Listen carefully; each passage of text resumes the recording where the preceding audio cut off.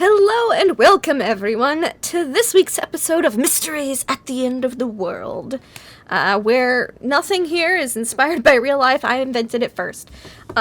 So we're gonna go and we're gonna say who we are and who we're playing, and then I'll do a little recap of what happened last time. So we'll start off with Tom.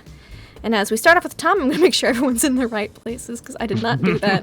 So, Tom, take your time and tell me how you're doing today. I didn't know you invented global warming, but that's cool.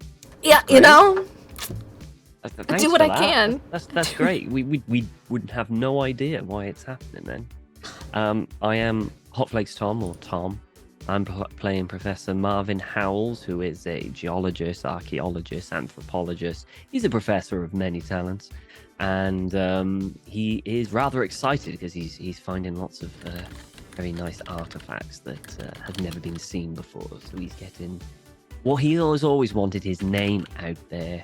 He played it safe for so long, and now he wants to make a name for himself.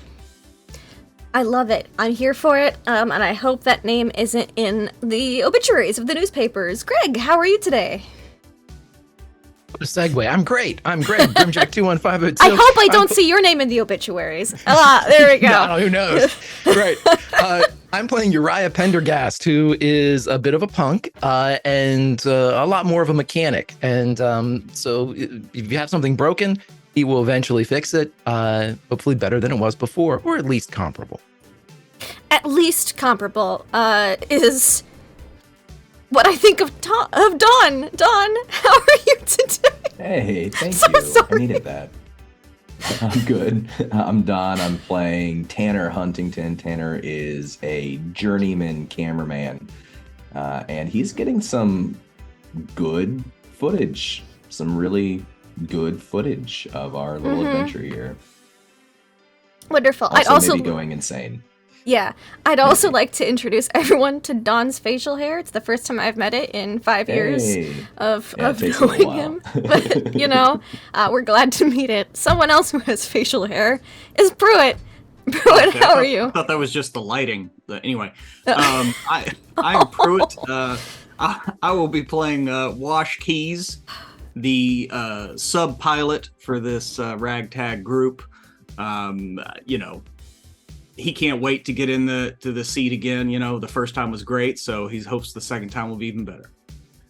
Wonderful. You know what? The second time's the charm? That, or we can go with the grade school rhyme: first is worst, second is best, and then, you know, we probably won't get to a third. But anyways, let's recap what happened last week. Last week, they went out on a lovely seaplane expedition with the lovely pilot Johann Hertz, who piloted the charming 1933 Junkers W-34 to Fuenguino, the little volcano that's technically in Chile.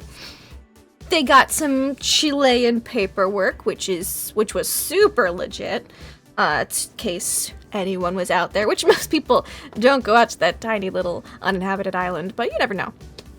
They got there, they saw that there was a Chilean fishing boat there, which was the, I wrote it down, El Pescado Apestoso,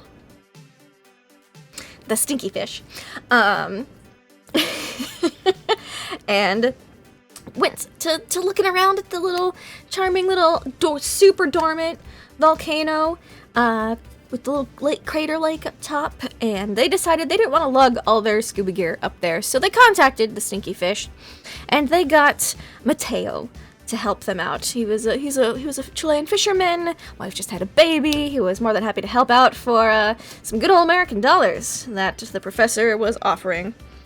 So yeah, they hiked on up to the crater where they saw a scientist, Dr. Renee Nelson, taking some mysterious readings. And who warned them about maybe not diving into the lake at the top of the crater, because it was hot. Little bit of a hot water situation there.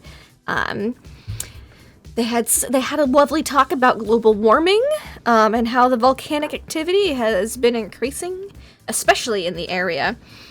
Which, the lake got distinctly hotter after that earthquake the day before. Interesting. Crazy how that happens sometimes. So they decided, well, we got some science footage talk. That's good enough, I guess, if we can't, safely dive. Let's go down. Maybe dive at that little lake at the bottom there. And as they were heading out of the crater, they saw a distress flare. A flare gun flare up in the sky. Which, that's strange. And they saw that the Stinky Fish was apparently in distress. Most of them hustled on down. The professor didn't, because he's got his knees aren't meant for hustling these days.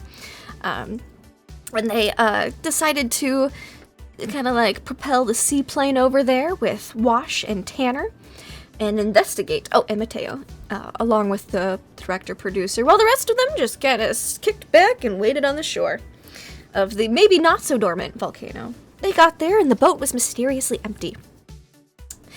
Weirdly mysteriously empty. A few little blood splatters here and there. Clean slice through some, steel equipment and control panel, and no one to be found. So, also the boat was sinking, so they left. Wash maybe bruised or cracked a couple ribs, getting smashed up against the boat to check where the leak was coming from. And it turns out there was a clean line right along the base of the boat, which was causing it to slowly sink. Got him back up into the plane. They flew over and had a dilemma of, well, we had 6 seats, but now we have 7 people. So do we want to call the Chilean Coast Guard or dump some fuel to make extra room for the extra weight? They opted to dump some fuel, and they dumped the incorrect amount. But thanks to the daring, shockingly good rolls of their pilot, they managed to glide, land safely, and pull into Ushuaia, where you all were very grateful to not have been in a plane crash at sea. And Danny, the production assistant, came rushing up to y'all, saying, "Oh my goodness, get the camera, you have to see this."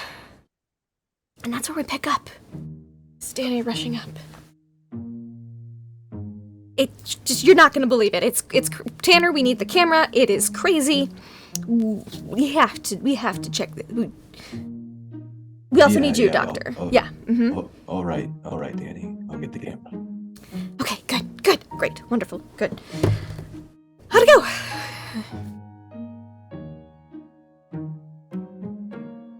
Tanner awkwardly looks to Wash, and then Uriah. As Wash is gingerly getting out of the plane, like, it's great. Where's all the hospitals? All of them? Oh, okay. There is a hospital. And then the director.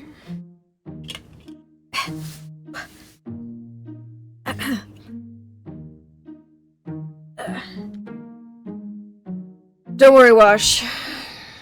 I'll make sure you get to a hospital. We'll call ambulance or something. They're cheaper down here. Okay. Hey, we'll just walk over. I can't drive out on the dock, so. Yeah, of course, I can walk that far. Yeah, sure. I'm glad that cost is a concern. Always is in production. And so he will call an ambulance and get you taken care of. And then Danny will say, "Well, you 3 are. Is anyone else injured? Hurt? Who's he? Who's she? Okay, I'm not gonna. We need to go. I've got a car." Uriah would get Dr. Renee Nelson's contact information. I think we might have done something like that before, but I just wanted to double check and make sure that we have it. Yeah. Yeah. She will go get a room at the hotel y'all are staying at because it has a couple of extra rooms and it's one of the only hotels that is open right now since it is the off season in Ushuaia. I promise she could have a look at the artifacts as well. You did. She goes, artifacts can wait. We've got bigger fish to fry. And then she will very excitedly rush over to her car, get in, and like, maybe to encourage y'all to hurry up. Tanner will pack in camera equipment into the back of her car. And the professor and Uriah come as well. Yep, loading in. Yeah. Wonderful. And Wash, you get taken to the hospital. A little woo. A little ambulance comes pick you up. I mean, if they're going to a fish fry, I don't mind doing that first, but... But he gets in it. Yeah, he gets in it. Yeah, he gets it. You go to the hospital, which I'm sure that'll be fine. And then you guys go, and Danny's driving. She drives you to down the coast a little bit, to just outside of town, where there is, it's a bit more rural. The houses here are a bit more dilapidated. It's kind of like maybe the slums of town a bit. And she's like, doctor, I need your professional opinion on the matter. Tanner, just start rolling as soon as we pull up because it is crazy. And she'll pull over to like a little house. You see, it's like, it's got that tin roof and it's got like a big awning on the side where you see like an outdoor kitchen where there's currently a huge, like kind of like you'd have for like a big old like batch of jambalaya or a big old shrimp bowl, you know, one of those big kind of cauldron type things, and like a small family like standing outside just kind of staring into it over an open fire. That's it. What am I here to do? Okay. Our translator is here, Mia. She is more than happy to facilitate this. She points to like a woman standing nearby the family who's just like looking like that at the pot and just waiting, like she kicked back a little bit more relaxed. She goes, just look into the cook pot and speak with the fisherman. It's gonna be great. It's weird, but it's gonna make for great television. Okay. I'm not a I cook. tell you more, but I want to see this. We want to capture the surprise, you know? Okay. Yeah. I guess. Sure. Okay. Okay. Well, I will go and take a look in the pot. Uh-huh. Awkwardly gets out and starts to head on over to the pot. Uh-huh. You get out. Tanner will hop out to take the shot from a distance of the professor walking all the way to the pot. And once he gets to the pot, that's when Tanner will start to approach. Beautiful. So, my dear beloved professor, you look in the pot? Yeah, I'll kind of like say hello to the translator because I'm assuming they're going to be like, you know, the main communication, and just introduce Have I seen the translator before? I'm sure I have. She was at the party. Yeah. So just to say hello, and then I'll look into the pot, see what's in it.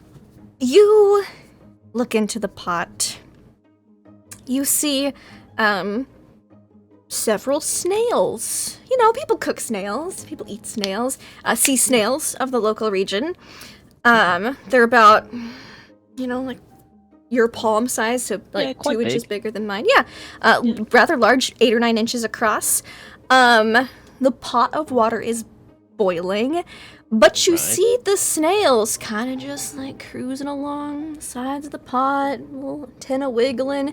They're just chilling as if this is fine. They're in boiling water, but they're not cooking. Here, I have a picture of them for you. It's just... No. I wouldn't worry about it. I think it's totally fine. Same. There you go. But it is a little unsettling to see a snail just chilling in a pot of boiling water, so I am gonna need a sanity check from you. Oh, okay, sure. You know, My sanity's high. Ooh, I succeed, huh? Yes, I've seen this- weird stuff. this is too fascinating to be a little scary or weird. Interesting. Yeah, Very interesting. you see these large snails just crawling along the sides of the Um, pot, crawling over each other, just living their little snail lives. Tanner will kind of call out to the professor when you're looking down. Professor, if you could just, maybe describe for the camera what you're seeing, what this is. What? Oh, yes, of course. Well, what we are seeing here is a rather unusual phenomenon. It seems to be some snails, well, I suppose swimming in boiling water. Rather unusual thing, wouldn't you say? And do we have a thermometer just to check the temperature around here, just to clarify how hot this is? Yes, Mia will get a thermometer for you. Thank you. And he's going to very carefully pop it in just to show. And then when he 215. brings 215. Fahrenheit. 215? 215 Fahrenheit, 101 Celsius. Okay, that's all right then. I'm sorry. Sorry. We're in South America. It should all be Celsius. It's like 101, 102. It's hot. And he's gonna It's he's boiling. gonna like go up to it and show it to the camera so that they can see exactly how hot this is. Although if it was 215 Celsius, the results would still be the same. Just that's a fun fact for you. And then get a look of these snails. Fascinating. He gets out a piece of paper and he starts writing it down. Because he's not a biologist. He's not a No. chemist or anything like that. So he doesn't understand why this is happening. But it's weird. It's You've weird. never met an animal who Yeah. could survive boiling water. So he's gonna So kind maybe of certain varieties of bacteria. take notes, and he's gonna start a little sketch, and then when he Mhm. does the sketch, he's gonna say like, vertically 8 inches, just to give a general idea on how it was. The fisherman will how say it is. something. She goes, Felipe says that if you want, we can scoop out a snail for you to examine. Oh, fascinating. He's kind of given up they- eating them. How long have you known about these? How long? He caught them this morning.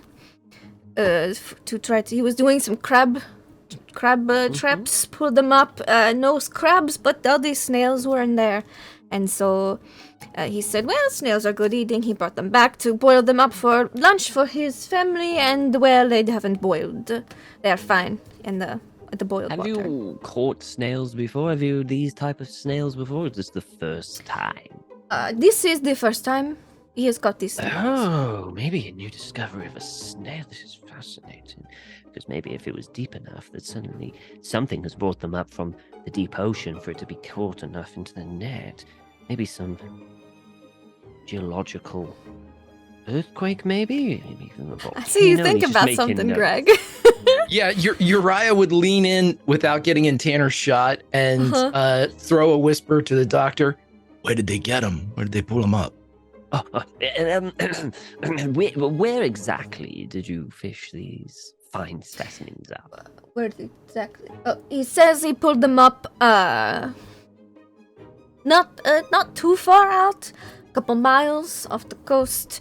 Interesting. Closer towards away from where a lot of the boats have been going missing lately. He said he didn't want to be too close to that area. Since he was going up by himself, it's just crab traps, they just throw the big box down and wheel it back up. So he says he could point it out on the map for you. If you wouldn't mind, that'd be wonderful. Thank you. Mhm. But we got a map, maybe a map to give. Danny the will like gentleman- just stick her arm out of the car with a map. Oh, Well- thank you. Here we go. If you wouldn't mind, just because this is fascinating. Maybe not for this one, but for future expeditions. This could be a biological discovery of the century. Really. Okay. And really, they don't boil at all. While that was transpiring, Uriah was going to look around the kitchen area and find wherever, like if it's a a shaker or a grinder or even like a pinch bowl of salt or whatever, he's going to get that and he's going to hand it kind of under the shot to the doctor and then just do, one of those slow nods. Thank you. Okay. Sorry, what did you hand me? What was it? Like a salt. Like it's like a bowl of salt. Oh, a salt. Okay. Uneasy. Could you take one of these out for me, please? There's like a half dozen in there. There's like 6 of them. She goes, sure. And they'll like get like one of those big like soup skimmers and just whoop scoop one out, and like just thunk it on like a kitchen table. That's out. It's like wooden table. It's there. It's just. He's gonna go low and have a look at it and have a look around, and he's not really gonna disturb it or anything. And he goes, come, Tanner, let's get a closer look at this so you can really get it in. Yes, Don. Are the family that's out here, are they talking to each other at all? They're kind of keeping a little quiet because the camera's out there. But they're looking at the pot like, that's sketch. You see the wife's got like her kitchen apron on and she's just looking at her husband like, you couldn't even get us lunch. He'll kind of apologize, and Tanner speaks almost fluent Spanish, so he'll apologize to Felipe as he gets in close to the shot. He'll try to keep them out of the shot, and he tries to capture the moment they actually scoop the snail out of the water, so that's in the shot, and then follow the snail over to the professor's hands. Scoop it up.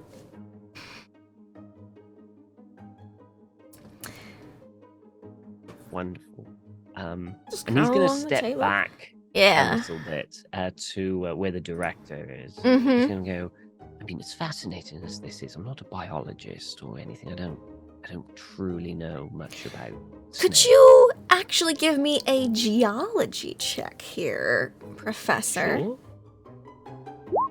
Failure. Nope. Okay. You notice that there is the shell and it's almost got scales on the bottom. It's a black snail with pink flesh that pokes out, but not very far. It's very contained in its shell. And it's got almost like scales where its feet would be, because all snails have feet. They're just not distinct. Really tough looking scales. You get the feeling that there is something geological about both its shell and its scales, but you can't quite put your finger on it. Does the shell feel more like a rock rather than It feels more like a metal. A metal? It feels more like a metal. If you touch it, it makes a little. Yeah, get a pen or something. Just go ding, ding, ding. Yeah, like that. Wow, this is truly fascinating. The shell of this snail seems to be some sort of metal. Can't quite identify it. It's not something I've really seen before. And the scales of he's gonna give the tiny littlest poke to the snail, the slimy part, the scaly part, to see if you poke the scales and it goes.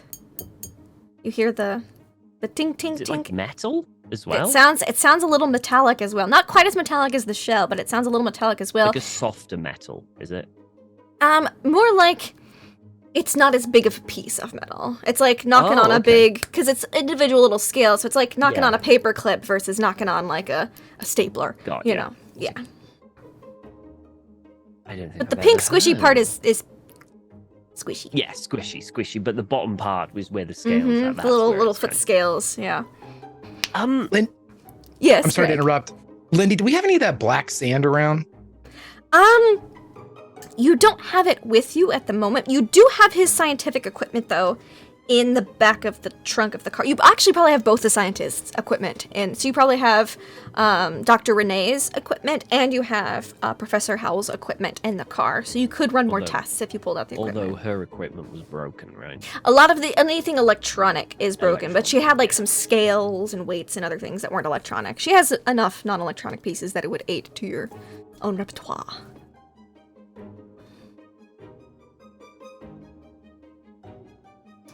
So yeah, you do have equipment. Professor, if you want to kind of describe what you're witnessing, what you're experiencing as you run your Oh. tests? Yes. So, Daniel, grab the Um, equipment. so, okay. So what we're seeing here is a discovery, I don't think it's ever been discovered before. It is truly fascinating. We have the shell of a snail. It seems to be some sort of metallic composition, as you can see right here. And he just gently taps it so that the camera and maybe the sound can hear it. The ting, ting, ting, ting. And not only that, but also underneath these scales. Normally snails don't have scales like this. This is also a softer metal, but still, nevertheless, metallic, which is truly fascinating. This could be a new discovery that we have never seen before. I think this will require a lot more research, a bit of a lab. If we could possibly collect all the specimens of the thing and take it, we can start researching them. I mean, obviously keep them alive because we need to see them in their natural, not natural habitat, but keep them alive and see how they do. And do I have anything metal on me? Oh, I'm sure you would. Yeah, you've got like Yeah, I'm pens gonna check and stuff. to see maybe if there's like a little bit, because that powdery stuff was was magnetic, right? It was either Yeah, push aside. you've or- got magnets in your equipment and stuff. I'm gonna use a magnet and see if.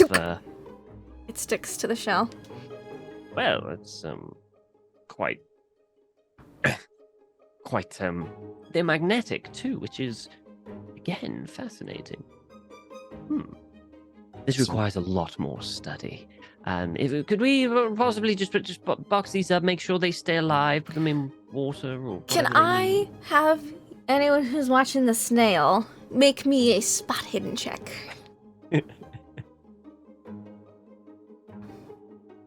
As it grows teeth. Raya. Ooh. I'm really looking at that son of a bitch. Uh-huh. So Uriah, with your extreme success, you notice that the snail out of the boiling water seems to be a little less lively than the one still in the cookpot. Professor, you might want to put that one back. It seems to be drying out. Oh, yes. Thank you. Then we'll pop it back in, and he'll carefully kind of plop it so he's nowhere near the water or splash or anything. Yeah. He'll just plop it back in. There you go. Back to your friend. Do you touch it? Yeah, I pick it up. Okay, I wasn't sure if you picked it up with a scoop. Or No. just touched it. I just take my hands, and just. Okay. Can you give me a power check? Well, you're making Power. power.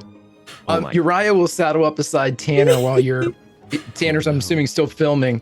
Yeah. And he's just gonna lean Cool. over and Thank whisper you. into Tanner's ear. You think they're bulletproof? Maybe not. Yeah. Bulletproof. Do you think we should open one of them up? There are six I mean- of them. We could prove both of our theories. We could open it up and shoot it. Why would we shoot it?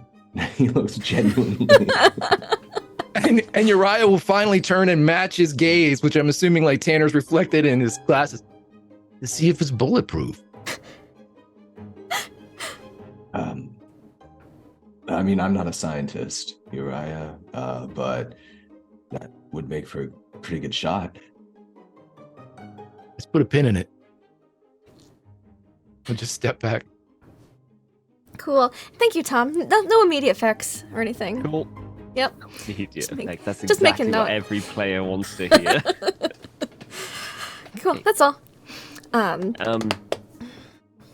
So after that, he'll kind of head on over and he'll kind of wipe his hands on a towel or whatever.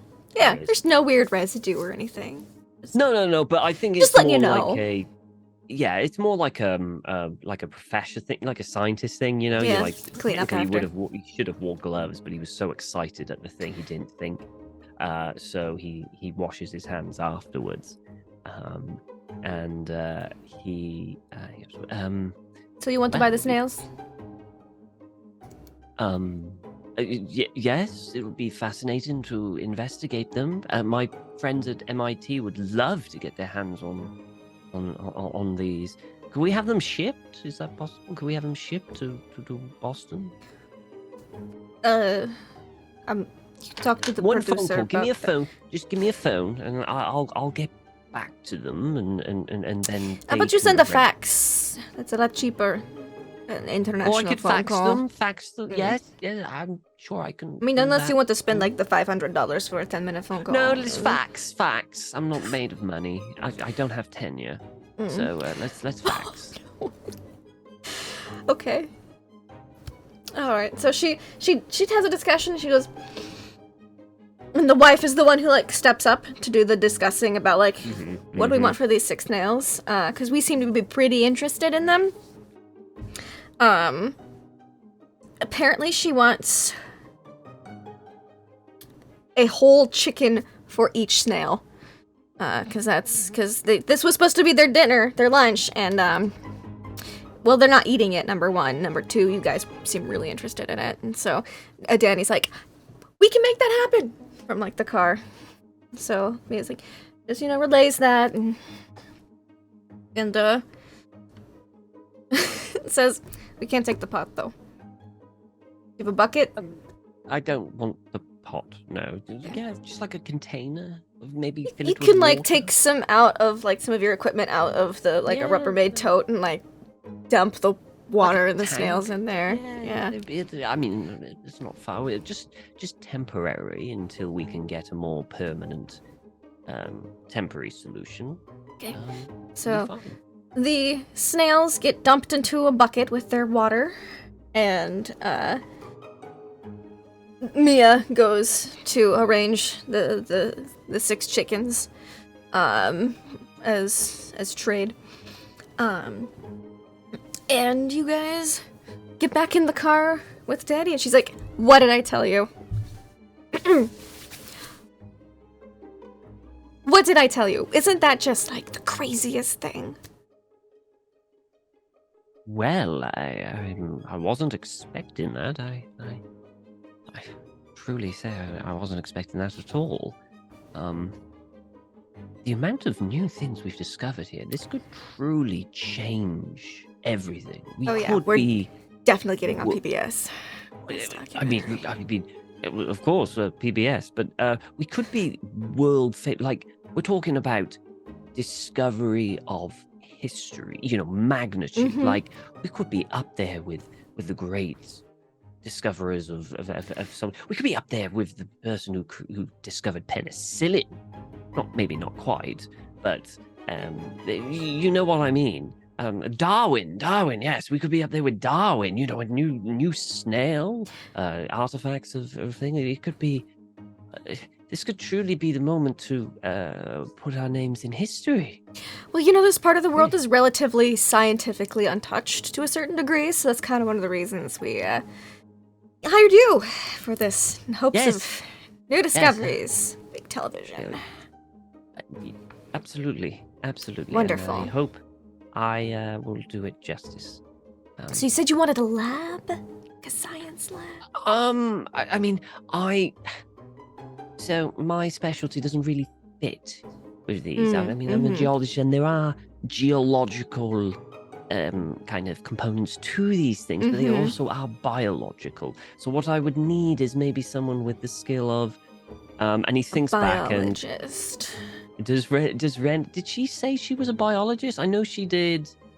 What was she a scientist of? Again? She was a scientist. Climate, wasn't she?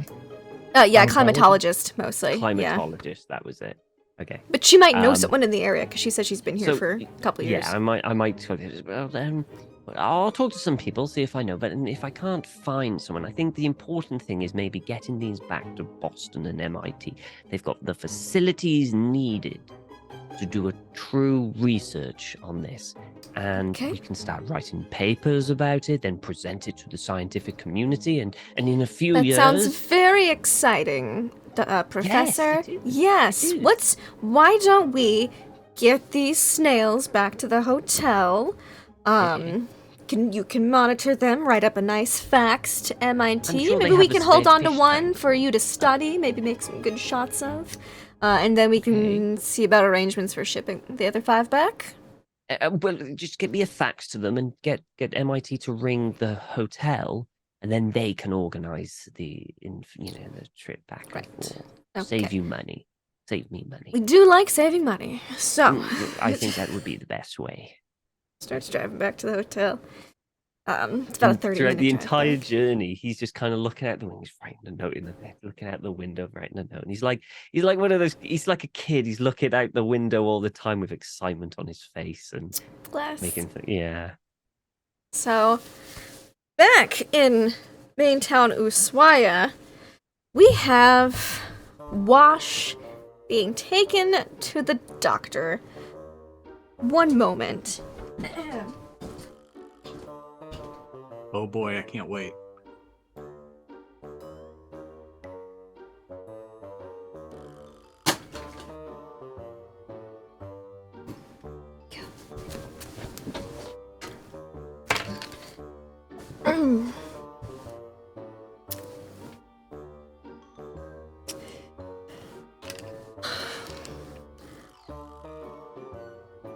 All right, Mr. Keys, please tell me where it hurts. And he just points to his side. He's like, I think we had a bit of an accident, boat. It doesn't matter, but I think I got some ribs cracked in there. I was at a Blue Oyster Cult concert a few years back, and I got knocked over. It feels the same, and I broke ribs Blue there. Oyster Cult. I don't believe I've heard of them. I'm sure there's nothing like that around here. Don't worry about it. All right, good. Well, Mr. Keys, let me give a little looky over at you.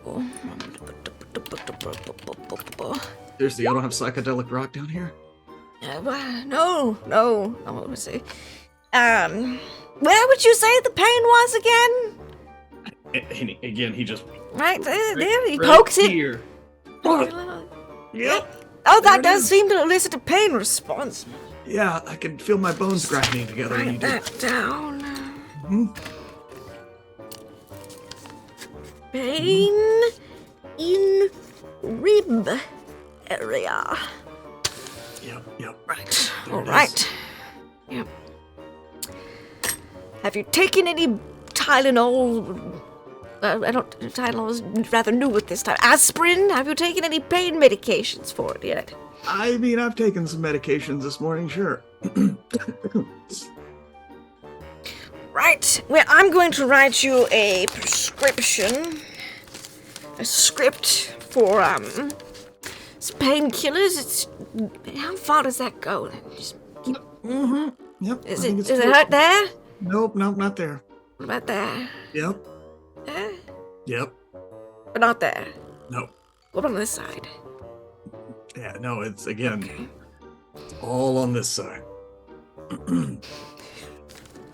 Where'd you go to school, Doc? Oh, well, you see, I was an army doctor. For the British. Oh. Yes. I was here during in Argentina for the Falkland War, and well, I just met my dear Maria, and I decided to stay, after I got out. Oh, that's good. Sure that wasn't tough at all in the wake of that? We moved down to Ushuaia, because we wasn't as quite affected by the Falkland War, and, well, a little easier to get a civilian's medical license, so, Sure it was. yep. He's gonna write you a script. He did not succeed on his medicine check on you at all. We will go, Can't bullshit a bullshitter.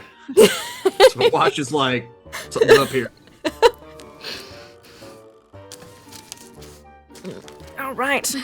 So, Mr. Keys, so you don't have any, medical allergies or anything that you're allergic to or have any negative reactions? Like some people have a penicillin allergy. No. Just cinnamon. That's about it. Cinnamon. What such a shame. It's a good anti-inflammatory, you know. But there's others. I've heard turmeric is another good one. You know, it's up and coming these days. I'm going to prescribe you, let's see, some opioids to help with the pain. Okay, all right. Yeah, that sounds You'll good. just have to take one with breakfast and one with dinner until the pain subsides. Yeah, I mean, that's what I was doing with the blue. Anyway, it doesn't matter. The Blue Oyster Cult show, maybe it'll work better this time after. Right. So, there we go. Just take this. Take this to the pharmacy, and it'll hook you up. Okay, thanks, Doc. Please, if you experience any changes in your condition, please don't hesitate to come back and consult with me. Yeah, I won't hesitate at all. Good man. Here's you want a little shoulder pat, but on the side, the ribs are hurting. Yeah. Stiff upper lip, good lad. Have a good day. Yeah, Bob's your uncle. And, Yep. Actually, my uncle's George. Thank you for visiting Dr. Hurt's office. He walks out and goes, I believe I have a pregnant woman to see next. yeah, Doc, hats off to you, too. All right, and he's going to go to the pharmacy. All right. You go to the pharmacy. You're able to get your prescription filled out. Does it have, like, a number of refills on there at all? You need to come back in if for refills. You need to come see. What's the total that he put on? You have a week's supply. Yeah, but what's the what total did he write? Oh, week supply twice a day, 14. Okay, never mind. It's a catty one. Just, because you have to pay a copay every time you come visit. So, it's a method. But, he did tell you if you're still experiencing any pain to come back and visit him. So, there's that. You're able to get looked at, and you get your prescription. And the producer is waiting for you in the waiting room. How'd it go? Hey, listen, man. Everything is A-okay.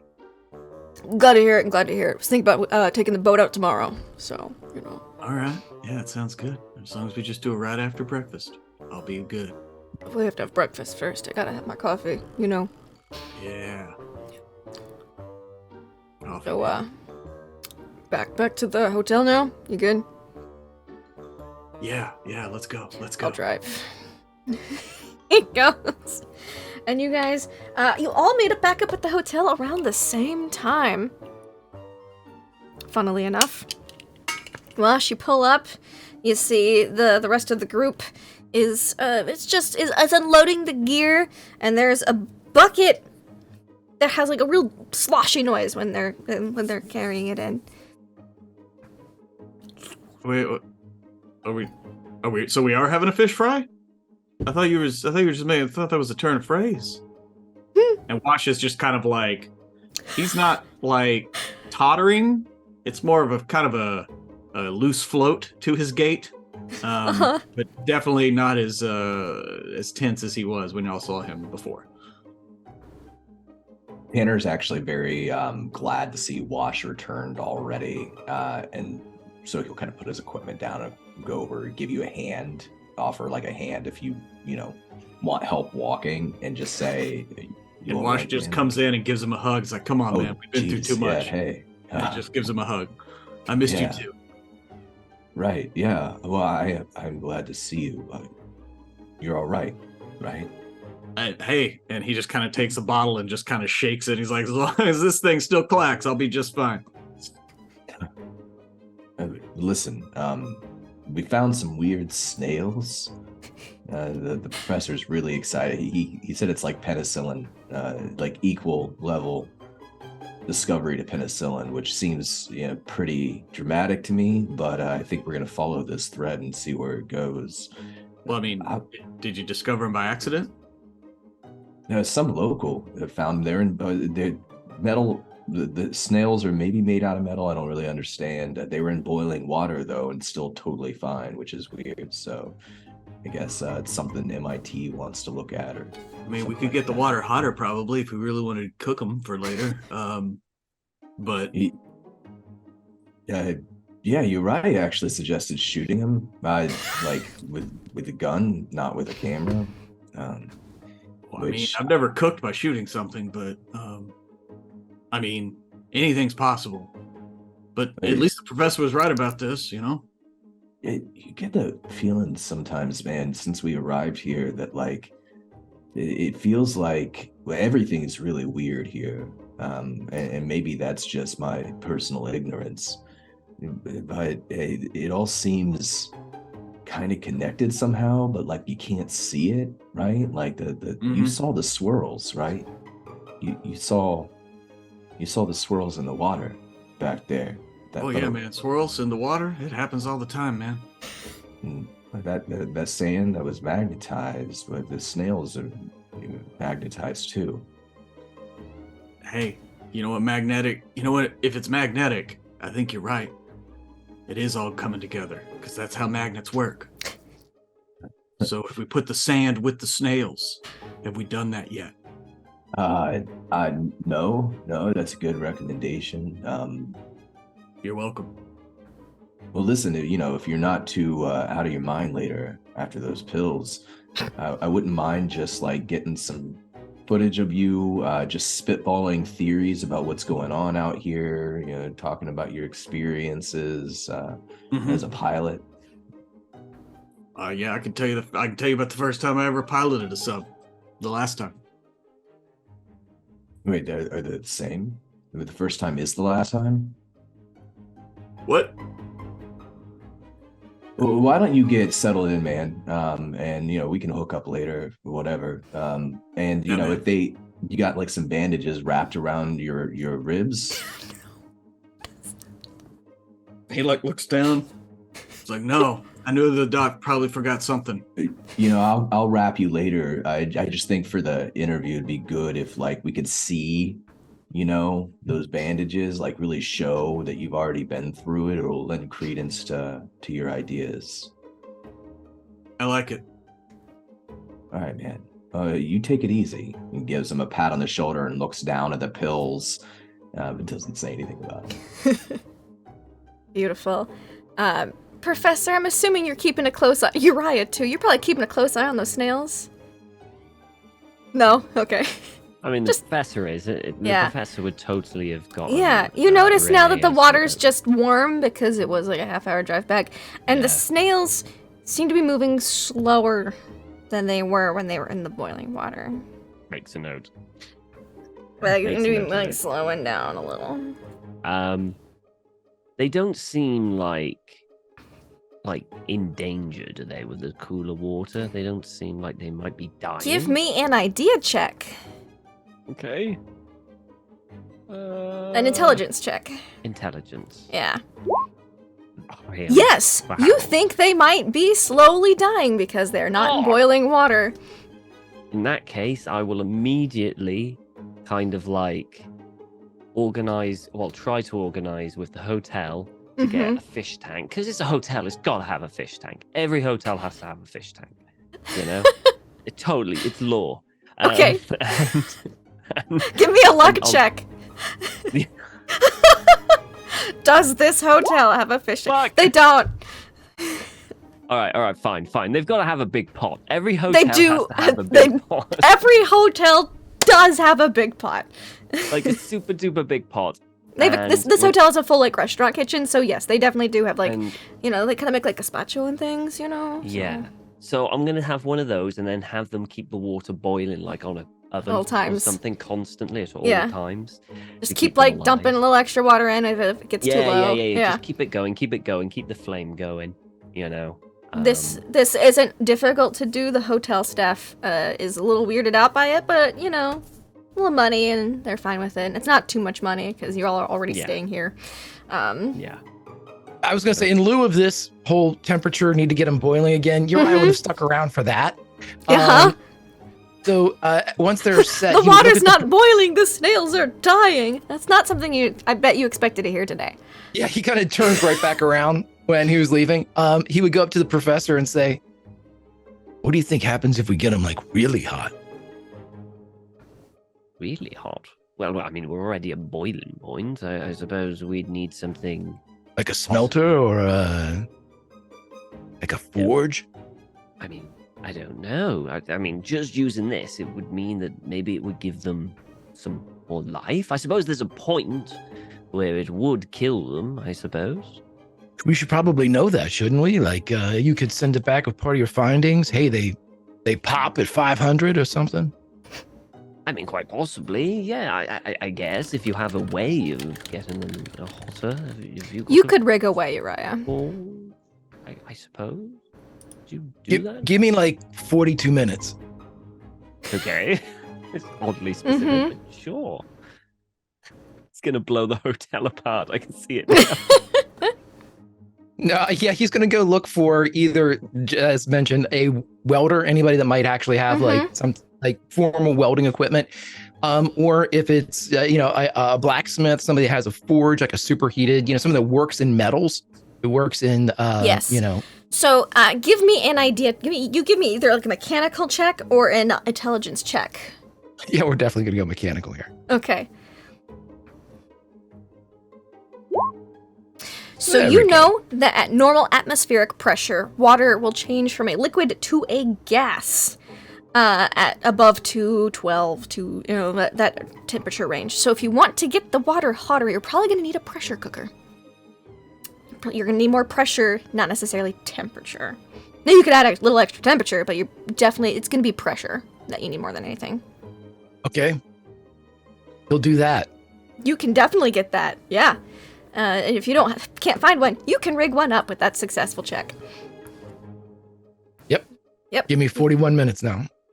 Okay, so you need 41 minutes. You're going through, you're getting parts. Some nice little pressure I cooker. also would like to have gotten the Dr. Renee as well, so that she Certainly. Yes, as Dr. Renee. Because I think She is it'd very be quite interested fascinating for her. in the topic at hand. So she's gotten settled in. She's helped unload her equipment and is like, boiling snails? Yeah, I thought this is unusual as well, but that Highly. isn't even the most unusual part. Here, and he will gently take one out, very carefully, and of the put one cook to pot. side, Mm-hmm. and he'll hand her pen. Oh, he'll hand her a magnet. Okay. See what happens when you get that magnet near one of the snails. It sticks to the shell. She's like, oh, we need to run some tests.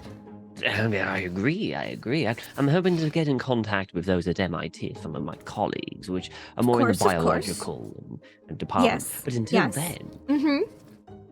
there's nothing stopping us from conducting more Our tests. own tests. Yes. No, you were exactly correct, Now- Professor. Now, I was thinking, Hmm. the composition of this metal, it seems to elude me. Maybe if you have a closer look, maybe you'd be able to enlighten me of what it could potentially be, or anything like that. Okay. Yeah. I will give it a look. Geology's not my strong suit, but I can give it a go. Huh. Well, she knows geology today. I think since it is magnetic, and she'll like get really close and she'll sniff it a little bit. Smells a little sulfuric, which means this is probably an iron sulfide compound, which means if it's magnetic, it's probably greigite. Maybe a little pyrite. The biomineral that is produced and found by magnetotactic bacteria, which are, of course, bacteria that orient themselves along the magnetic field lines of the Earth. So, yes. Why didn't I think of that? It's I so don't know. obvious. Look here. If you tilt it back a bit, you can see that this shell is multi-layered, Mm.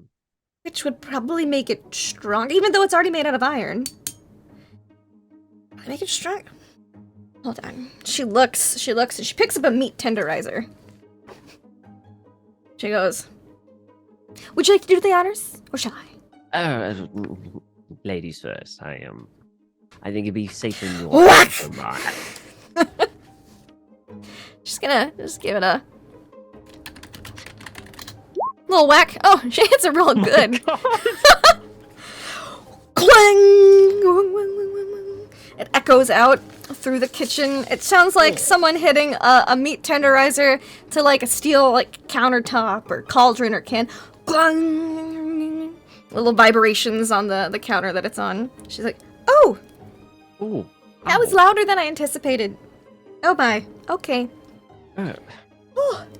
Did it hold? The Yes, shell? it did. Wow.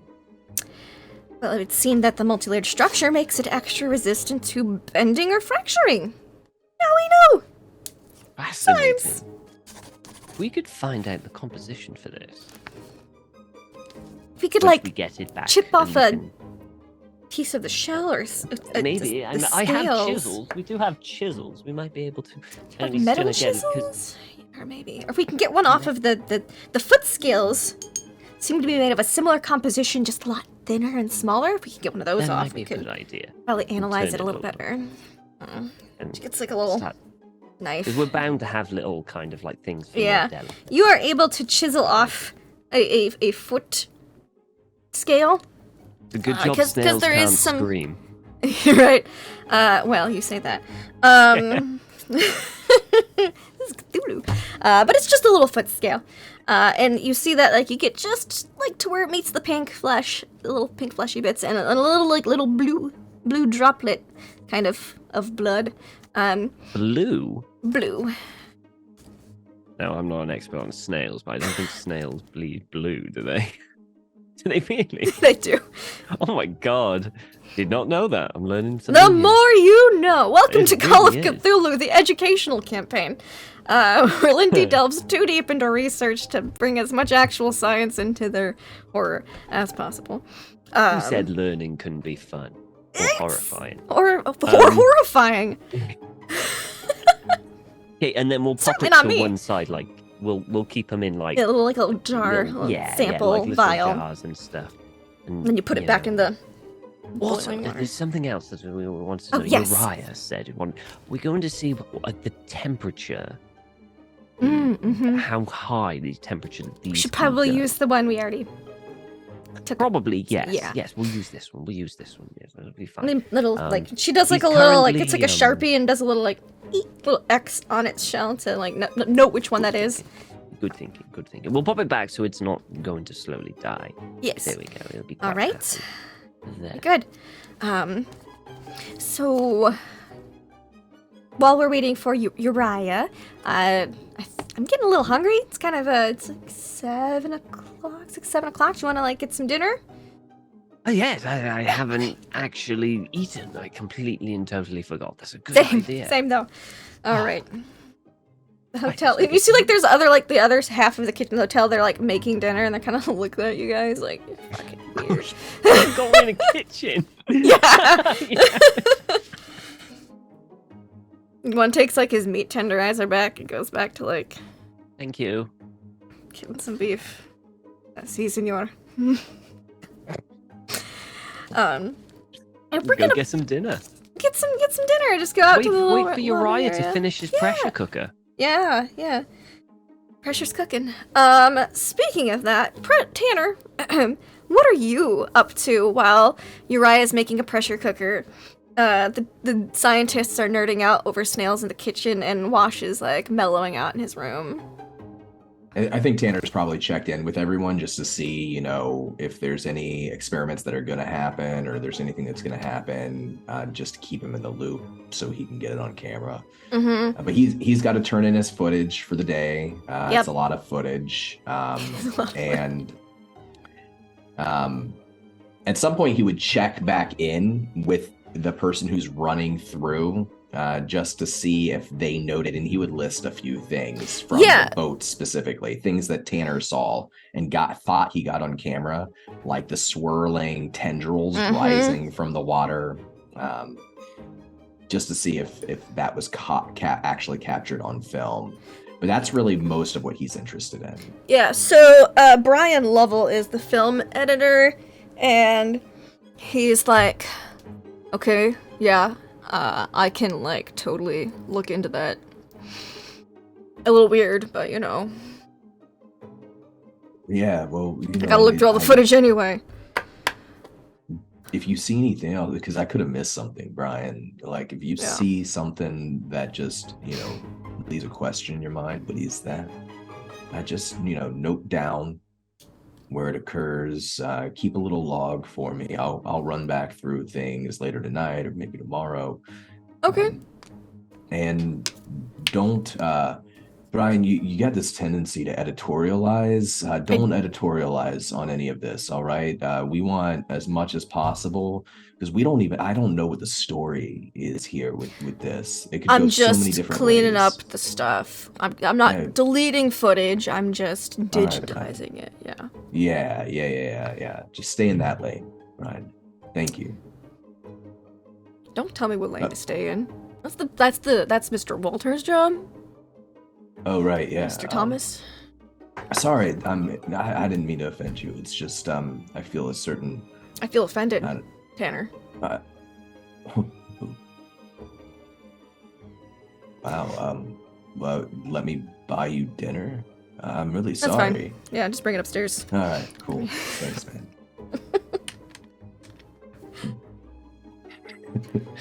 He'll go back to, like, hunching over his keyboard. Like, you seen Heather today, by the way? Oh, no. Have you seen Heather today? No. Yeah, she didn't come out today. No. I heard there was, like, an incident between her and Danny earlier, but, yeah. Her and Danny? Yeah. What kind of incident? I don't know, man. I stay in my lane. He goes back to... Brian, look, it's nothing personal, man. It's just like I'm out there, seeing these weird things. I just don't. Well, not all of us can be out there, Tanner. Sometimes it's important to not be out there. Someone's got to. I'll buy you a drink too, Brian. I'll be back with dinner and a drink. All right. All right. A beer. All right. You got it. Okay. Tanner walks out thinking in the back of his head, Brian's gonna editorialize again. I know it. Yeah, I guess he would go look for Heather, and if he can't find Heather, Danny. Sure. You I just glanced at the Zoom chat and it brought me a lot of joy. Anyways, you look for Heather. Give me spot hidden or a listen check. Whatever you feel like. Just looking around the hotel for her. Okay. The usual places. I rolled spot hidden. I got a regular success. Cool. You'll be able to find her. She's not super difficult to find. You find her in, like, you bought a hotel room. Or the crew has a hotel room just for, like, equipment and gear. Like, it's like their holding room, for stuff. And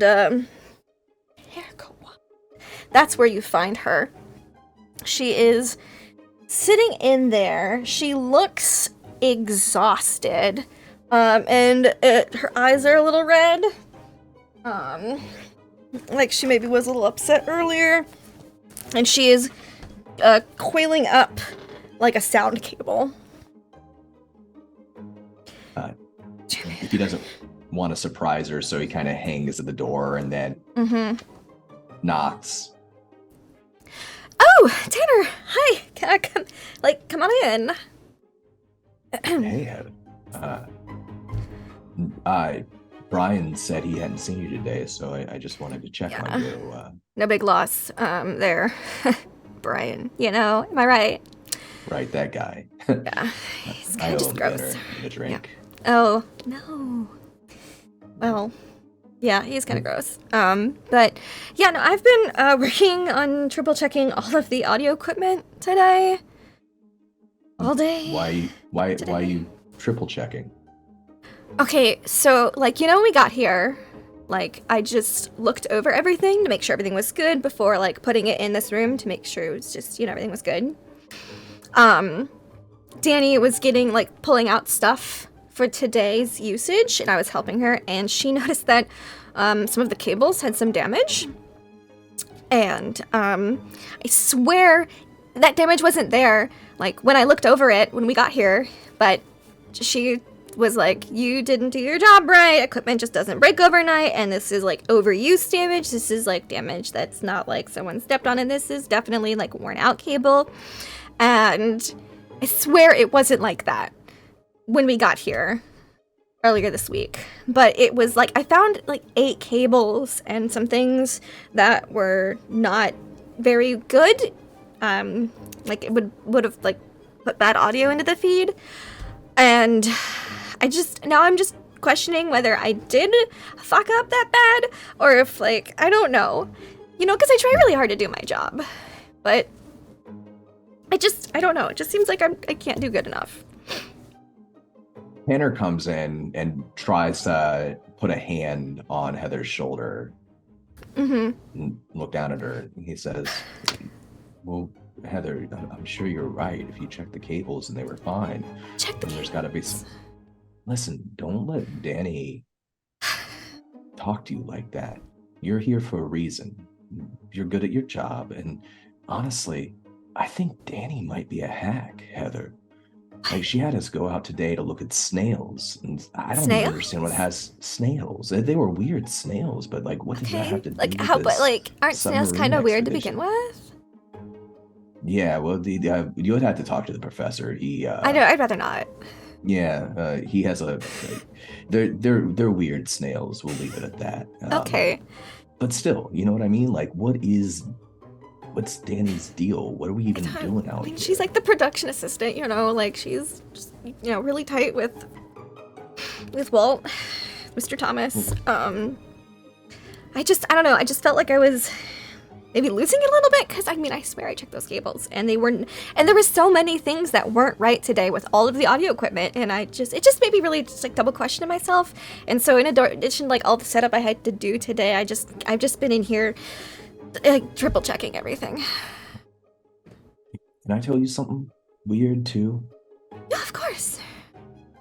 I've been getting footage of some of the places we've been going, Heather, and I've seen some things that it's looked great so far when I've had to like interact with Brian.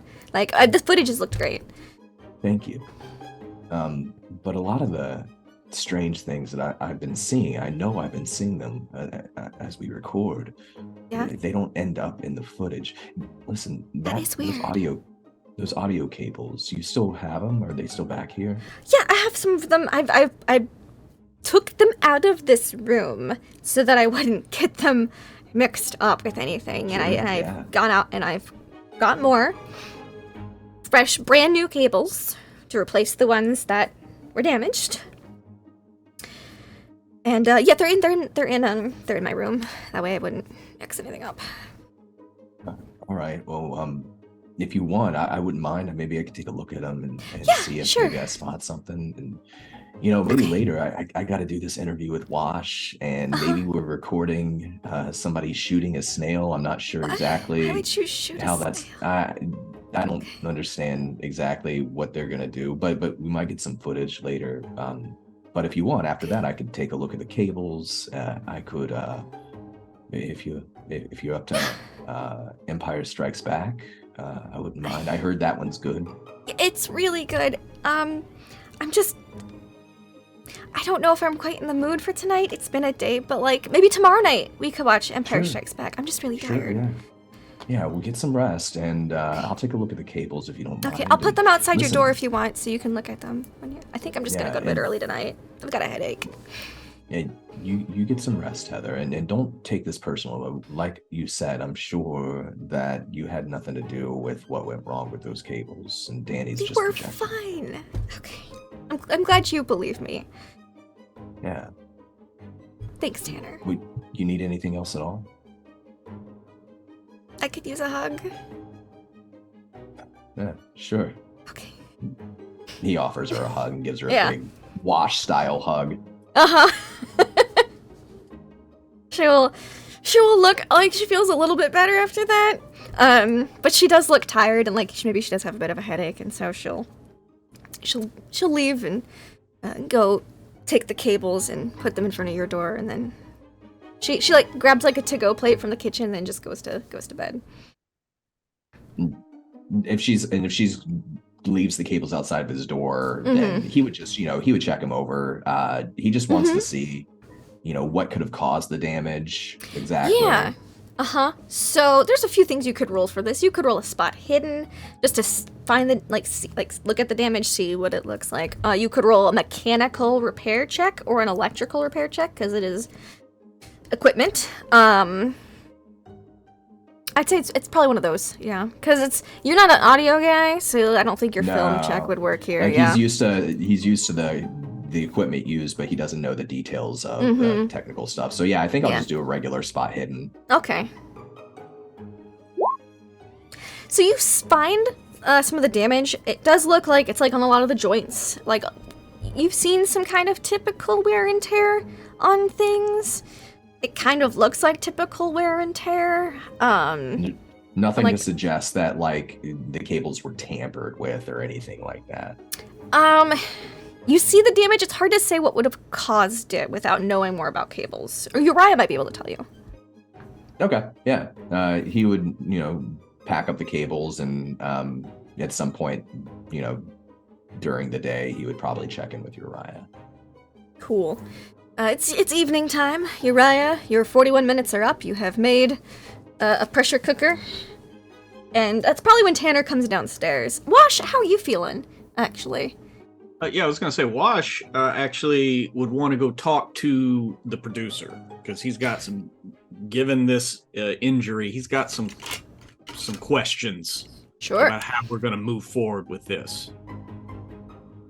Yeah, you can talk to the producer. Yep. Hey, listen. He's downstairs, cup of coffee, having dinner. Yeah. And Wash will sit down with him, light up a cigarette. Now, listen.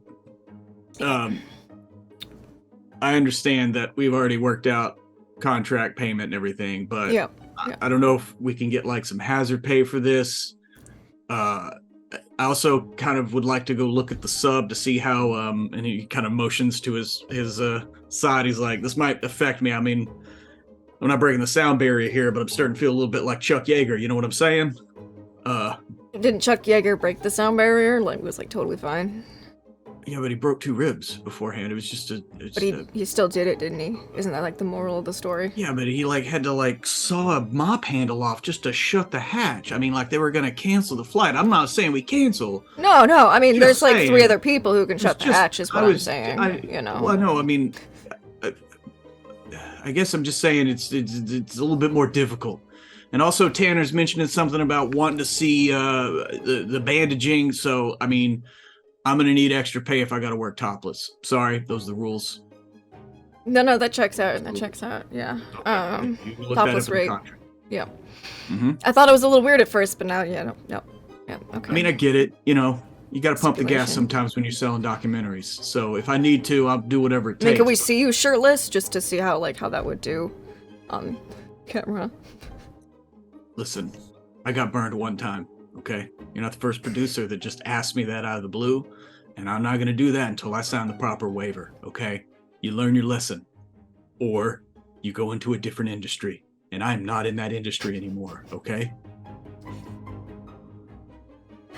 All right. Yeah.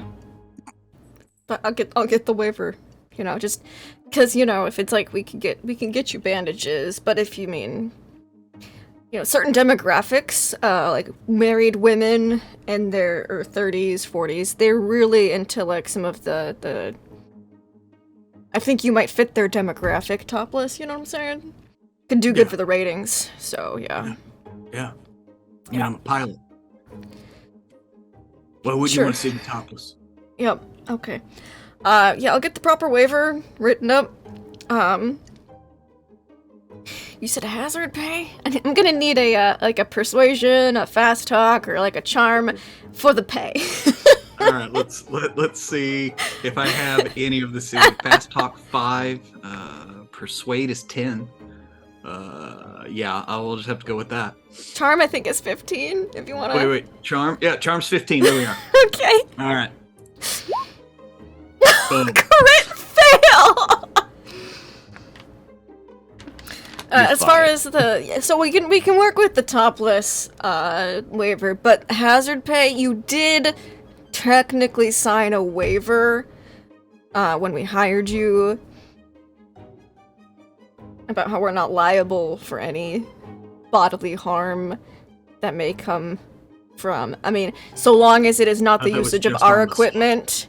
I thought that was No, just on the sub. and that wasn't, the boat was not our property, so nor was it rented out by us, and I believe that is what you cracked your ribs on. So technically, Yeah, trying to do a humanitarian thing. So lesson humanitarian aid isn't covered under our insurance. Sorry. learned. Yeah, lesson learned there. Yep. So we having snails for dinner or what? They won't boil, man. So get a welder or a pressure cooker or something. I think that's what. Oh, speak of the devil, and that's when that's what Uriah walks I in know with I the love pressure that cooker, Uriah and would Tanner comes send- downstairs. Uriah would send word from wherever the blacksmith is in the town. Yeah, there's where like a he's- welder, metal worker. Yeah, Yeah, It's yeah, actually he's- probably several welders down here. Yeah. I would assume. I mean, yeah. I mean, so he's at the closest like blacksmith. You know, someone that can that works with metals and everything to get the pressure cooker right. And he's excited because this is fire and shit. Yeah, you're able to make like a pressure cooker with like a glass view panel. So that way you can see in the pressure cooker. Most pressure cookers are all metal, but you're able to get one with like the layers of glass of like the appropriate like pressured and stuff, you know, pressure glass, that kind of thing, and Gotcha, yeah. finagle it so you can have the camera looking in. With like a thermometer on the outside so you can watch the temperature rise. Of the inside. So yeah, he It's a would dope. wait. What pressure He would cooker? want. Yeah, he would want Tanner to be there to film Mhm. everything. Yeah. And then as soon as Tanner would show up, he would be more animated probably than Tanner has seen him yet. Where he's like, "Dude, look at this," and he shows the pressure cooker. This some bitch can get up to around 250. Tanner gets the footage rolling a moment late. You just start that again. I missed that beginning part. Uriah. Oh, you want me to? Oh, okay. Hi, my name is Uriah, and this is a pressure cooker that gets up to 250 degrees Fahrenheit. Probably And we're gonna drop a Celsius. snake- You could probably get up to 250 Celsius. We're gonna get up to 250 of something, and we're gonna put a snail in it that's coated in metal. And did you make this pressure cooker yourself? I did. It is an original. It took me 42 minutes to construct, and it is good. Tanner gives Uriah a thumbs up behind the camera and says, "All right, do you want to get the show on the road?" Yeah. And so he opens up the cooker, and he gets like a pair of like those like almost like those fire log Yeah. tongs. They're big motherfuckers, and he takes one of the snails. I probably was only given one. He takes one It's of the one with the snails, X on it. right? And I commit you to the deep. And he plops him in, and then closes it. And now we wait for it to get hot. And Tanner, you would notice that just off to the side is boiling metal, like open, liquefied metal that is being kept alight by the forge that's nearby. It's hotter than fuck in this place. Tanner will And- get the shot. And like of the the metal. scientists would be here too, and the producers, like everyone's gathered here to watch this pressure He has cooking got like snail. a big leather like smock on. There's a couple scorches, and he would look over at Tanner and say, "If this doesn't work, we're gonna drop it in the fucking metal." All right. Yeah. Let me just get a tripod set up here so we can just do sort of a time lapse thing with this over time. Drop it in, but it's made out of metal, right? Yeah, we want to see if it melts. What's gonna kill this thing, right? He seems Yeah. disappointed by the question. Yeah. Right? You Right? start setting up. I guess we're trying to see if we can kill it. Or I don't really understand what's going on, man. Oh, neither do I. I'm just trying to, the top-down approach. I'm gonna go really hot, and then fucking dump salt on it or something. All right. Well, listen, you got like a sort of energy that I feel like we've been lacking so far in some of our interviews. So maybe as we're getting this shot, if you want to pop in sometimes and, just sort of narrate, some of that might make it into the final cut. Could be good. Whatever you need, director. I mean, if you need animation, is cursing allowed, or should I take it down a bit? Why not? We can always take it out later if they need to. It's authentic. I mean, Yeah. all right. So yeah, he's gonna wait to see if the snail pops, Lindy. Yeah. Which Okay. it shouldn't take too long, but we'll see. So you put it on, you clamp the pressure cooker, you wait for the steam to go through, you clamp it on. You filled it pretty full with water so that it wouldn't take super long. It's like half full, just enough to cover the snail. You watch it build. 100 Celsius. He's still moving. 150 Celsius. With the scientists, we want to see. We're going to keep an eye on the movement and Mhm. of the thing. So as it gets hotter, whether it gets more energy or something like that. So Mhm. we're going to keep an eye on. Sure. Give me a spot hidden check while you're watching. Okay. There we go. 175 Odd Celsius. success. You Odd notice success. around like starts to pick up a little bit more around 150 Celsius, 175. Hits 200 Celsius. Seems to be quite happy. You see it come out of the shell a little bit more, little snail antenna going. Look at that 225 fucker. Celsius. This motherfucker loves it. 250 Celsius, which is Professor, the peak of your pressure cooker. And it's Professor, if you just could hop fine. in there. Sorry, the snail's still okay. This snail's loving it. fucking redline, and he's fine. It shocks you, and it goes up to 275 Celsius. It exceeds your expectations a little bit, and this is It's a fucking good pot. it's moving around. Could Do I you see think- this shit? Sorry. Professor, do you see this shit? Yes, I see this excrement. Yes. Do I understand right? And for the Americans, 275 Celsius is about 527 degrees Fahrenheit. Just so you know. Very hot. Would I know that the further you go into the crust, the higher the pressure? Yes, hotter it that's why scuba divers can't go beneath certain Yeah. levels So, of depth. And logically, yeah.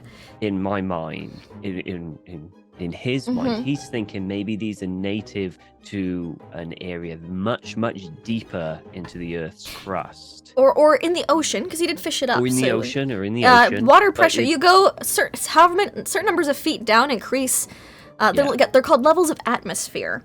So certain, same as yours. Then you go down beneath a certain. I think it's like a half mile or a mile. It's another atmosphere of pressure. And you go down some more. That's a third atmosphere of pressure. So atmospheres of pressure, which would crush you as a human. Yes. Yes. You would guess this is 1 or 2 atmospheres, the equivalent of 1 or 2 atmospheres It's deep, fine. based on the pressure of the pressure cooker and the temperature. If Which usually gets colder the deeper you go in the ocean, but this seems to be loving the heat and the which pressure. made me think that maybe he's really far down, because if it gets hotter, The ocean doesn't get hotter the deeper you get. no, But in the Earth's but- crust, yeah. yes, within the Earth's crust. There are volcano vents down there. Yeah, that's what he was thinking, that maybe that's what's causing, Right, okay. Interesting. Make a note. Uriah, I don't think that we'll be able to get a temperature to actually harm this snail.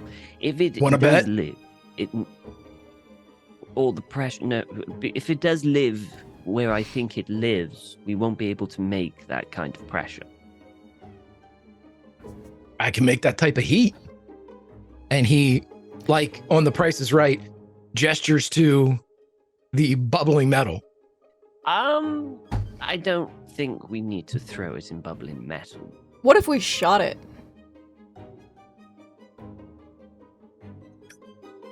What would that prove? I don't know. Like, it seems to handle pressure, but like, what about a bullet? Gonna take a bullet. Yeah, it's At the same time, do you really want someone to shoot an animal on your TV show? I mean, if It's it's a too graphic, snail. we can always cut the We got footage. 6 of them, right? I just don't see the sign. Rene, what do you think? Do you think this was? Uriah would look at the producer and say, what if I shoot that thing and it's bulletproof? What if I throw that thing in the metal and it lives? Because you said that thunder rumbled behind my window. Just thought you should know. It was that made great television. Right? I mean, if it dies, like if it explodes when we shoot it, and we cut the footage and it doesn't make it in, we say it's Right. not bulletproof. But if it survives, I suppose. I mean, if we can fish up more of these, do you know like what kind of applications that shell could have for like industry? You could have like a really slow army. Or better, bulletproof vest. Let's see if it melts. Slower. Let's shoot it first. Right, I'm gonna get behind this because we actually hit it with a meat tenderizer and it did nothing. So... Oh, we didn't get that on Well, footage. then why were you so high and mighty about shooting it? You already hit it with a tenderizer, and then all of a sudden I say, let's shoot it, and then we get all kinds of scientific horse Well, shit. the meat tenderizer was a scientific thing. Shooting it just seems like you're doing You're it. like a forge hammer It's here. like Can a we like hit it with a tenderizer, but hammer harder. first? That was yeah. Dr. Nelson's idea, I bet. It was. Uh, I'm sure if Dr. Nelson said to shoot it, then we'd be no problem, but okay. No, of course not. It'd be fascinating to find out what would happen. Fine, shoot. Hey, Ryan, why don't you grab that Just be like careful of hammer over ricochet. there? We'll hit it with the hammer first. It'll look real cool, and then we go, well, the hammer didn't crush it. What about a bullet? It's like a segue. Okay, doctor. coffee if on you my want to desk. hit it again. Hey, with do the- we have a firearms expert not on hand for safety on the set? Uriah pulls out a 38 special from the small of his back. Oh, I'm ready. shit. You are armed? You're not? No. God. Okay. The person just takes a quiet sip of his coffee. Right. Okay. Well, I'm gonna step back while this is all happening. All right. Because Yeah. if I think that bullet's gonna hit that, it's gonna ricochet, and we don't know where it's gonna go. So I'm gonna be behind something solid so it doesn't hit me. Do we Yeah, maybe like go outside? And just- Let's take it outside. mean, Yeah. I Get think the it'd be better hammer if it was- first, though. might be the opioids talking, but Now, the lighting is better in here. It is dark outside. So, yeah, hit it with the hammer, and then we'll shoot it. So, Yeah, Uriah will hit it with the hammer just for continuity. clang. You feel it reverberate through the hammer. This sucker's hard. Sounds like the beginning of the outfield's your love. Okay, let's do it. And then he's gonna just pull the gun out and How close do you stand to it and shoot it? Out of curiosity. oh yeah, he's gonna stand like right up on it. He's gonna stand like right up on it in frame, like 38 to the dome of the Mhm. snail. Mhm. Wash is hiding behind the fridge. Are you like shooting it straight on, or like at an angle so that if the bullet bounces, it doesn't hit you? Just out of He's- curiosity. He's not like sidewaysing it like this. He's like Okay. down, like Tell me what I need to know. That type of shot. I love um, it. I'm here for it. Yeah. Roll me a firearms check. Can I Roll get me like that a? handgun. Can I get like a little bonus since I'm literally putting the barrel against it? Yeah. We'll give you a 20% bonus for being literally right there. Okay, I'm gonna need it. I still missed 40. somehow. The gun jams. You're like, Ah, shit. Hold on. Cut that out. Brian, if you're watching this, you're an asshole. Cut it out. And then he redoes everything to make it look like, it was a bad bullet or something. It was a bad bullet actually. right. Those happen sometimes. He just flicks that one away. And Tanner leans into the camera and whispers, "Don't editorialize, Brian." Sets the shot back up again. Yeah, look, sometimes you don't get the shot off. It happens to all of us. This one, he just looks down and fires. Okay. Son of a bitch! I can't believe you're making me roll for this, but whatever. I just, it's funny. Push it. You can No, push I'm not it going if to you push. want. No, I want to hear Lindy explain how I miss at point blank range. All right. So you shoot at it. Hold on, I gotta Google something real quick. Catastrophic backfires.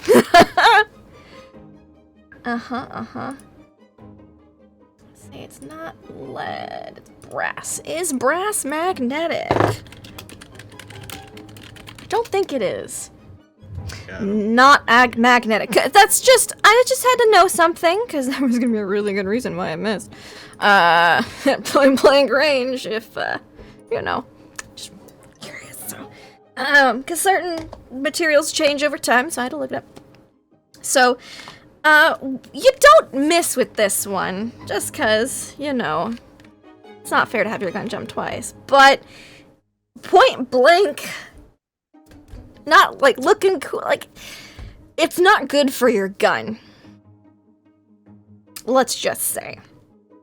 It's like when you hold up your gun to an iron, cast iron skillet or an iron plate, it's not great. The shell...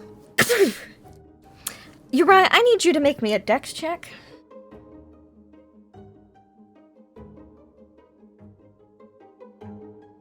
The check wasn't can you shoot it, it's can you shoot it without getting hurt at such a close range.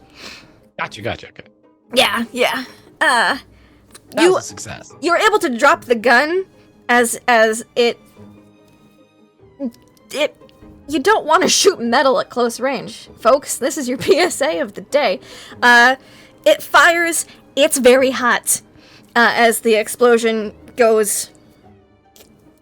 It's just like a little poof, like a lot of force and a lot of heat, and the bullet doesn't have really much place to go, so a lot of that energy is transferred to your gun. You drop it so you won't take the full damage.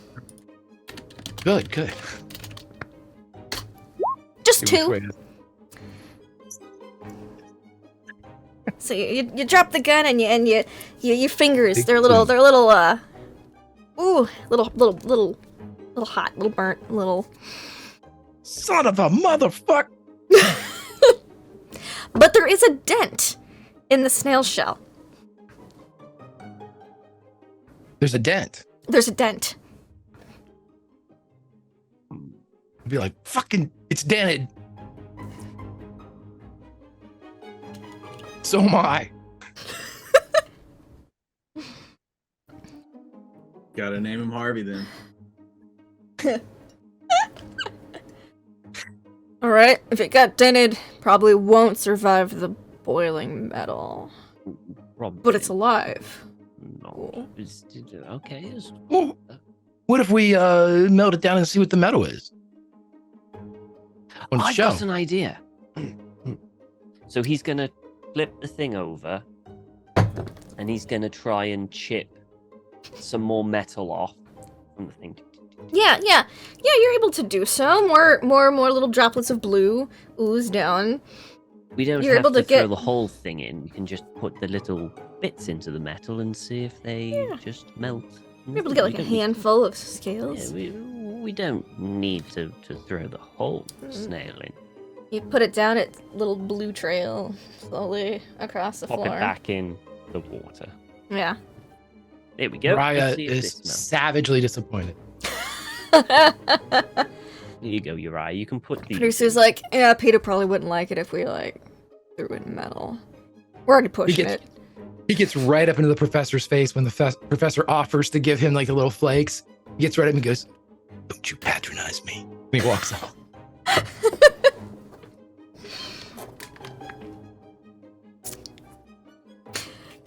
You are able to smelt with the aid of like the people who are here, smelt the flakes and melt it. It has the melting point of Greegate, which is I didn't look that one up.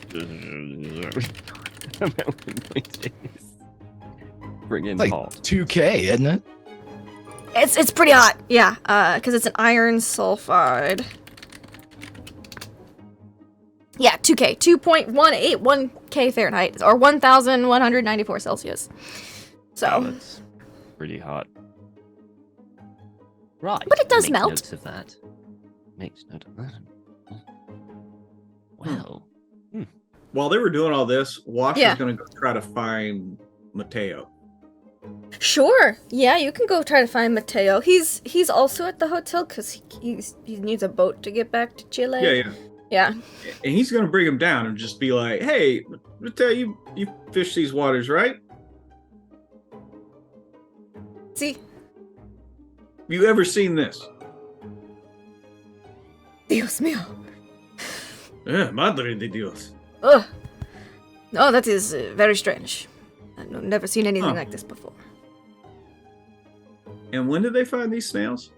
This morning. So you don't find snails. There's an earthquake volcano event.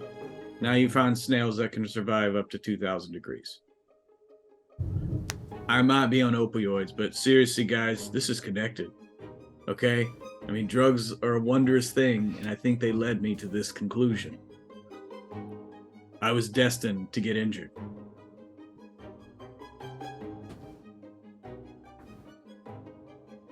are you still in the same room with all of us? Yeah, he was just in the back.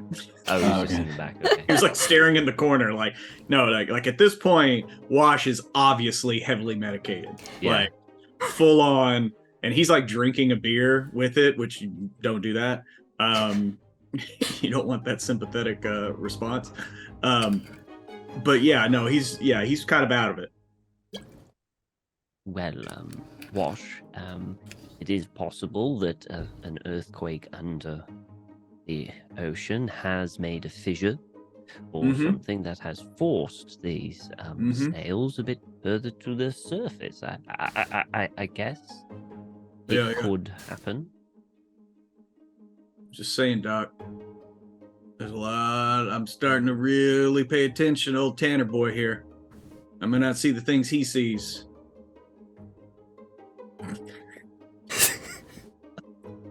Look up in time to see the penguin with the hat.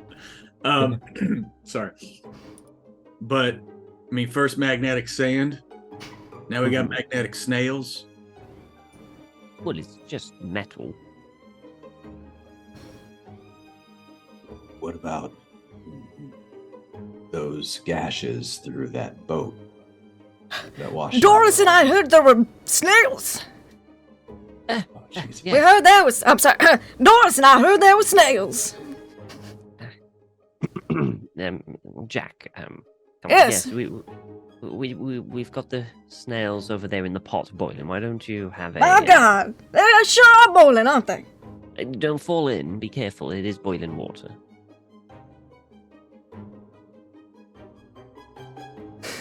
Lindy, Tanner's definitely watching them Uh-huh. with particular attention paid to the penguin through the camera because it was weird last time, but they were a little further away. So he gets a little closer with the camera. You get a When little Tanner- yes. Wait, when Tanner's doing this, and if Uriah can see him zooming in on the penguin, Uriah is going to get as close to the mic as he can, and he's going Uh-huh. to say, "Are you looking at me, Brian?" That's it. Just leave it. Uh-huh. You get closer and it's like once you like shift like you everything's fine. He's carrying Doris like he normally does. You know, the taxidermied penguin from the 1800s. And it's when you like zoom in a little bit more and like pan towards Doris a bit that Doris pans towards you.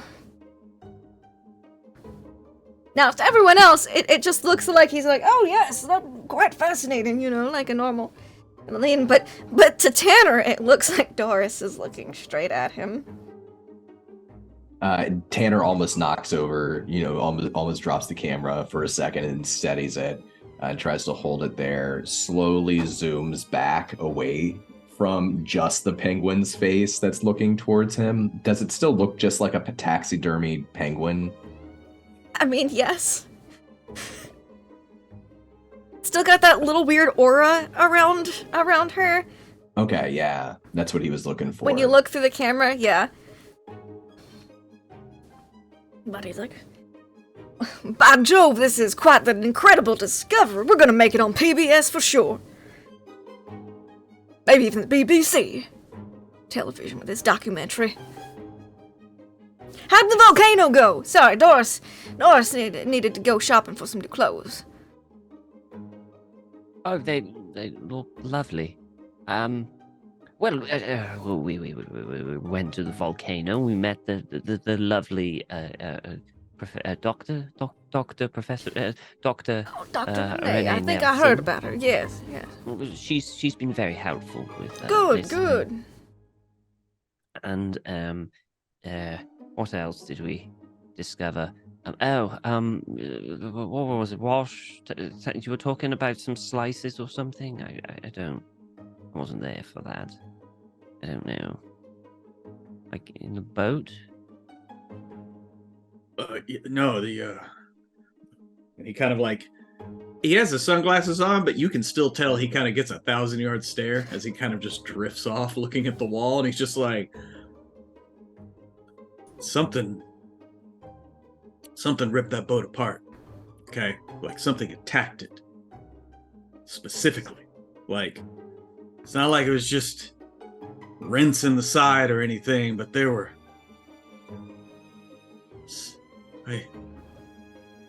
And he just kind of drifts off, like as he's like remembering back now that he's in a very altered state. It's like I need some air. Yeah, I need some air. And he's gonna step right on the front patio to light up a cigarette. Tanner will watch him go, but he'll stay behind with the camera for the moment and add a little more detail and say, I don't know exactly what Wash saw when he dove underneath the boat before the boat sank, but the damage to the interior of the boat, it was so clean and it went straight through. I mean, it was inside the cabin and it was on the exterior of the ship. So whatever could cut through that much metal, and I can't even imagine it. There's been missing ships in this area. This is not the first. There's all kinds of rumors of ships going missing. So there's something very, very strange, and his eyes are on the beak of the penguin. Strange going on here. Doris thinks we should look more into look into a bit of the missing boats. That could be an interesting thing for the documentary, you know. Why are the boats going missing? Keep making it better. I'm sorry. Doris thinks we should look into the missing boats. That could be an interesting topic for the documentary. Why are they going missing? Where are they going missing? You know. Questions. Documentaries love questions. Looks over to the director who's in the room, and he can't help himself right now because he's feeling all out of sorts. I'm sorry, what is this documentary exactly?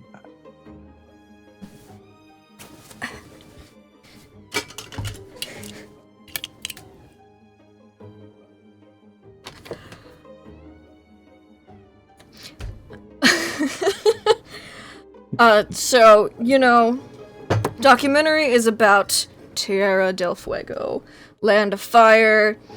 No one's really covered this territory before in the American market, not even much in the South American market, so we're thinking a lot of weird stuff's going on. People love weird stuff going on. You know, there's been a string of that kind of stuff lately. But most of them have led to disappointment. Remember the Doug Lewin and the Al Capone's vault incident just this past December? Big deal. Everyone was like, oh, open the vault, and there was nothing there. So many live views. So much disappointment. And then there was the SS Andrea Doria Vault Disappointment of 1984. So, like, I'm really just hoping that we find some good shit. So far, the snail's the most interesting thing we've got, aside from those relics we dug up from that lake. So I'm really hoping that we've had some good stuff with the submersible. There's some really interesting, well, Danny says it's interesting, local folklore of the area that there's like some underwater city rumor or something. I don't know. We're hoping for a lot of viewership without the disappointment of the last several big, like, exploratory documentaries, discovery documentaries that have been going around. Well, and then he kind of glances over at Mr. Grimm, and who seems to be deep in a conversation with Doris. And he kind of leans and he goes, and you know that the last documentary that Mr. Grimm did, even had it narrated by Mr. Orson Welles, didn't really do great because he didn't actually find the Titanic. Don't tell him that, though.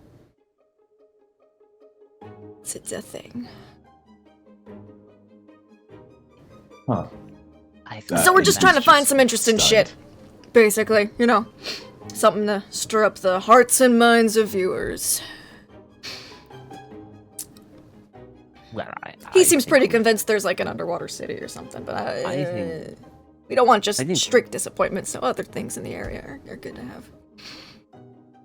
I think it's been quite fascinating already. We've discovered quite a lot, I think. Oh, figured you'd say an that, underwater Professor. city would be a rather incredible discovery too. Maybe like find the sunken city of Atlantis, the myth of all that and stuff. There's no evidence that it existed, but yeah, well, cities do kind of get consumed by the ocean. It's not unusual, happens. particularly if it was a volcanic, of plate active area. I guess. It's just quite a lot of pressure to.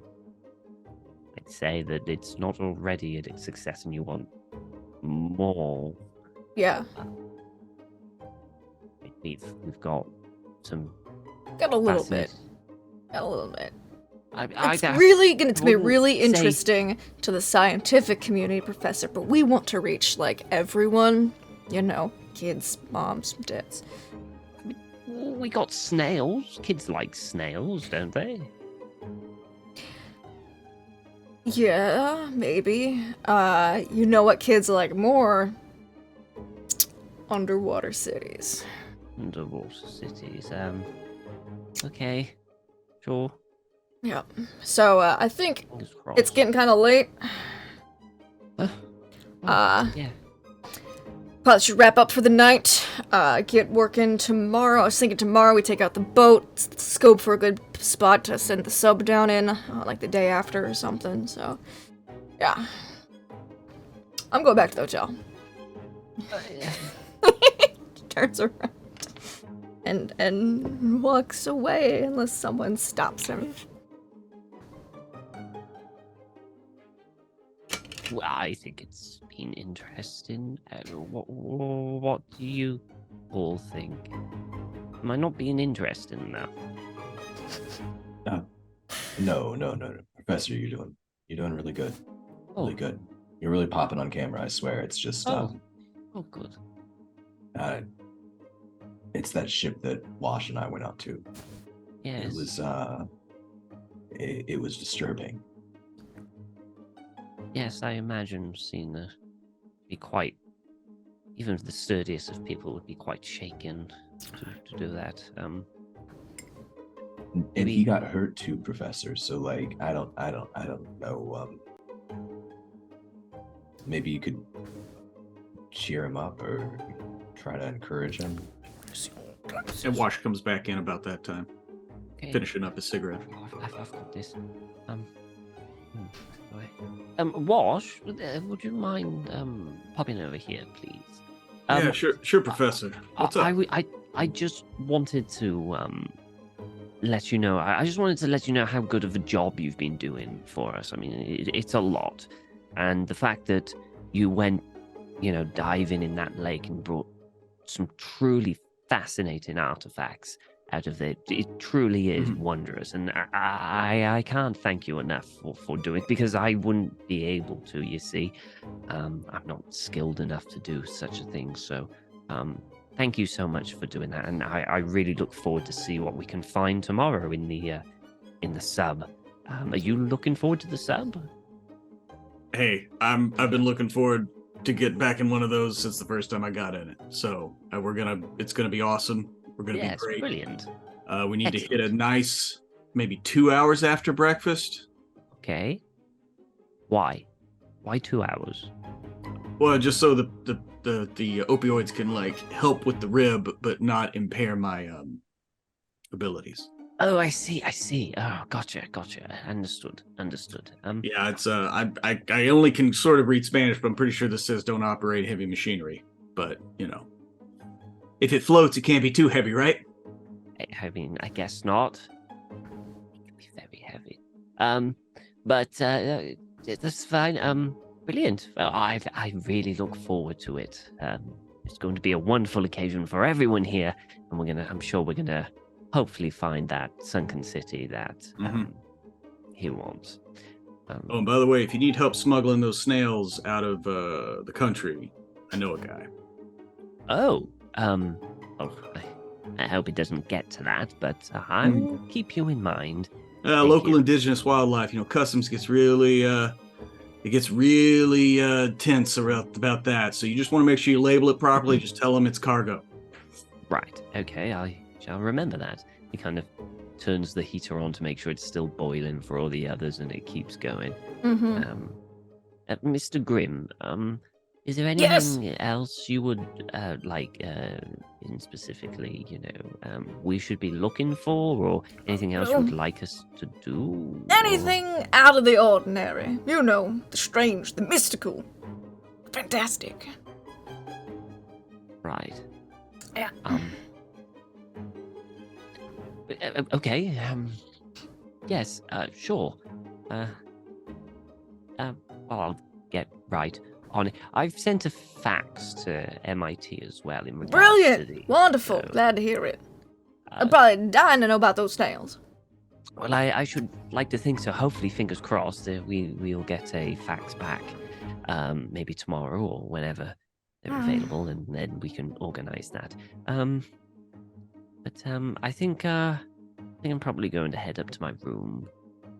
I think it's time Doris and I turn in for the night as well. Yes, I think so. So I wish you all a very good night. Exciting day tomorrow. Very excited.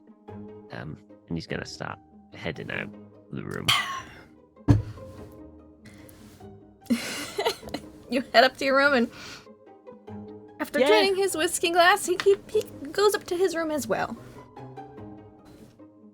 With Doris. Are there 2 queen beds in that room, or?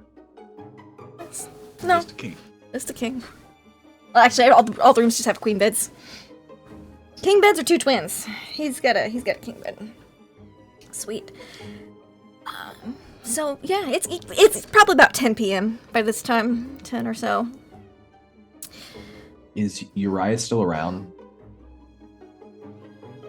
Yeah, he would be. He'd be about. Okay. As Tanner's packing up the camera equipment, people start heading off. He would go look for Uriah as he's packing up and say, "Hey, Uriah, do you have a minute?" Yeah. What do you need, man? Oh, first of all, I have no idea what kind of documentary this is going to end up being. Like, is it going to be a scientific documentary? Is it going to be, I don't know, just schlock? So I'm trying to kind of catch a little bit of everything. But if you end up making it into the edit of the documentary, and you have a certain way you want to be portrayed, I can't promise that I'll be able to influence the director for certain, but I'll try as well as I can. Uriah, who could give 2 shits about how he is portrayed on film, would actually be slightly touched by Tanner's concern that he might come off poorly. And if Tanner will allow it, he's going to clap him on the shoulder. Yeah. Hey, man, don't worry about it. And if this thing turns out to be a shit show, that goes on the resume too, man. Yeah. I mean, it's going to be interesting. It already has been. You know Heather, right? Yeah. Um, she ran into some problem with some of the audio cables. She got a lot of shit for it, and she doesn't think that anything went wrong, that she did anything wrong, but the cables, they're definitely damaged. I can't figure out exactly how they got damaged. I don't know if you have any experience in that. I just thought I might ask. Let me take a look. Yeah. Yeah, thanks. I appreciate it. Yeah, I don't, want to see her get fired. Yep. So he would take it and look it over, and it was a success for electrical repair. Success for electrical repair. You look at these cables, and they look damaged, but you're looking at it. You've seen wear and tear on cables before. This looks like normal wear and tear damage, except that it's a little too clean in certain places. You're guessing that this was made to look like normal wear and tear damage, but there's no rust on any of the cables or anything. There's none of that long-term residue that you'd find on something that's been around. What dirt there is seems to be He would saddle not up evenly aside. distributed. Yeah. Right. He would saddle up beside Tanner and be like, now see, this thing's definitely old. I mean, they're not brand new, but look, you can see here's the wear and the tear. It's normal, typical. And then he would kind of point specifically to one of the areas. This is fucking cut. And then he'd kind of move up the length a little bit. Right here, it's fucking pinched, man. Someone did this shit. Yeah. All right. Hey, can you keep this between us? I'm Who am I gonna lock tell? up. Yeah. I think I'll lock up the other audio cables and some of the other equipment and try to keep a log of who has access. And why would somebody want to cut the cables though? Why would somebody be? Yeah, Uriah would smile and be like, who the fuck would want to sabotage this piece of shit? Like, I mean, who's going out of their way to make sure this doesn't see the light of day?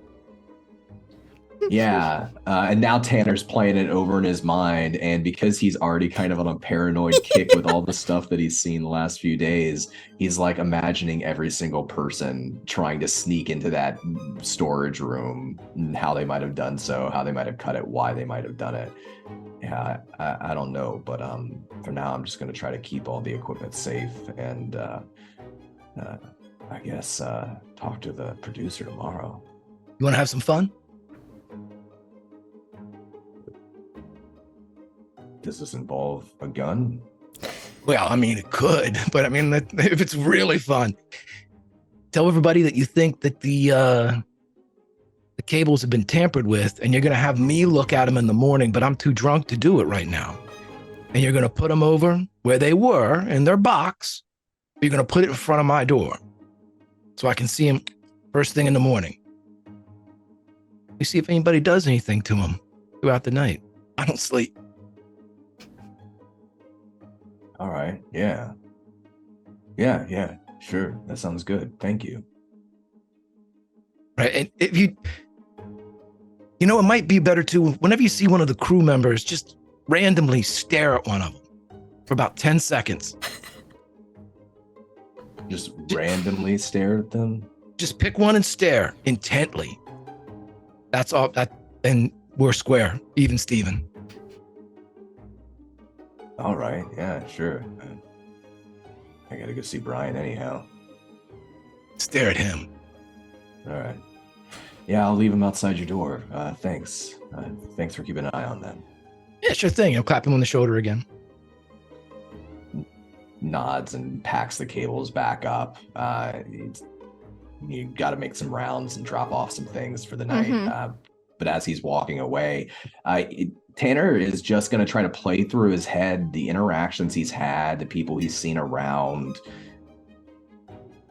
to see if there's been anybody who's acted suspiciously around the audio equipment or the storage room, if he remembers anything, but he probably doesn't. You can give me an idea check, so an intelligence check, but it's gonna be a hard success needed to think about it. Yeah. Why are you not rolling? There we go. Oh, An extreme damn. success. So you're thinking about it, and there's not a ton of people who have access to that room. Brian does, you do, Danny and the producer do, Heather does, and probably the cleaning staff of the hotel would also have a key to go in and clean. There's a couple other crew members. You have seen some of the crew members not act suspiciously around the audio equipment, but you have seen them shooting you suspicious looks. Like, they see, like, you come into the area and they'll be having, like, a conversation and they'll be quiet and then they'll leave the room.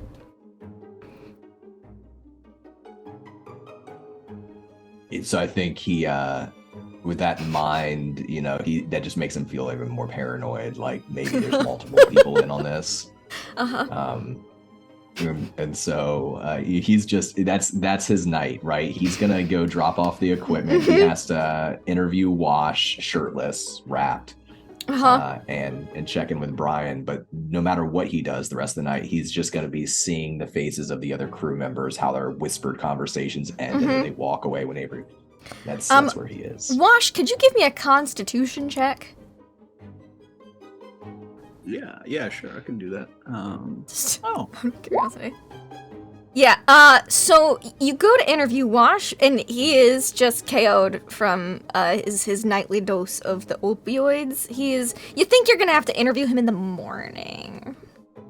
He'll actually set up the camera and get a shot of the pills for B-roll, and then get a separate shot of Wash, and then pull back so he gets both. I hope I don't have to use this, but he'll walk out.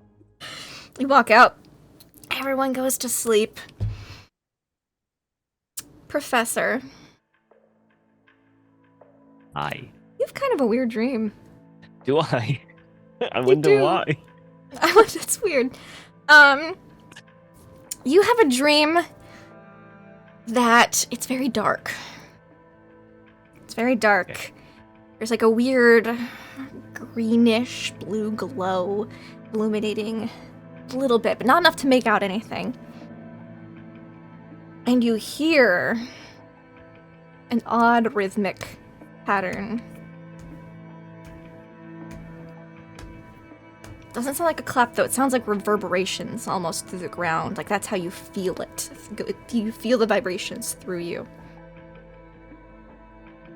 And it's cold. It's pretty cold. And you swear you can hear the sounds. It sounds like you're underwater, but you're dry. You just hear the sounds of, like, you know, in the water. Like when you put a shell up to your ear. It sounds like that. It's very cold. Very cold. In fact, you wake up in a cold sweat the next morning. With that drumming sensation leaving you. Oh.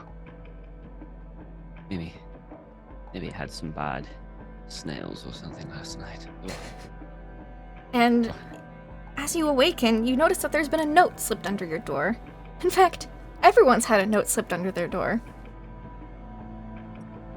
And that is where we're going to leave tonight's session.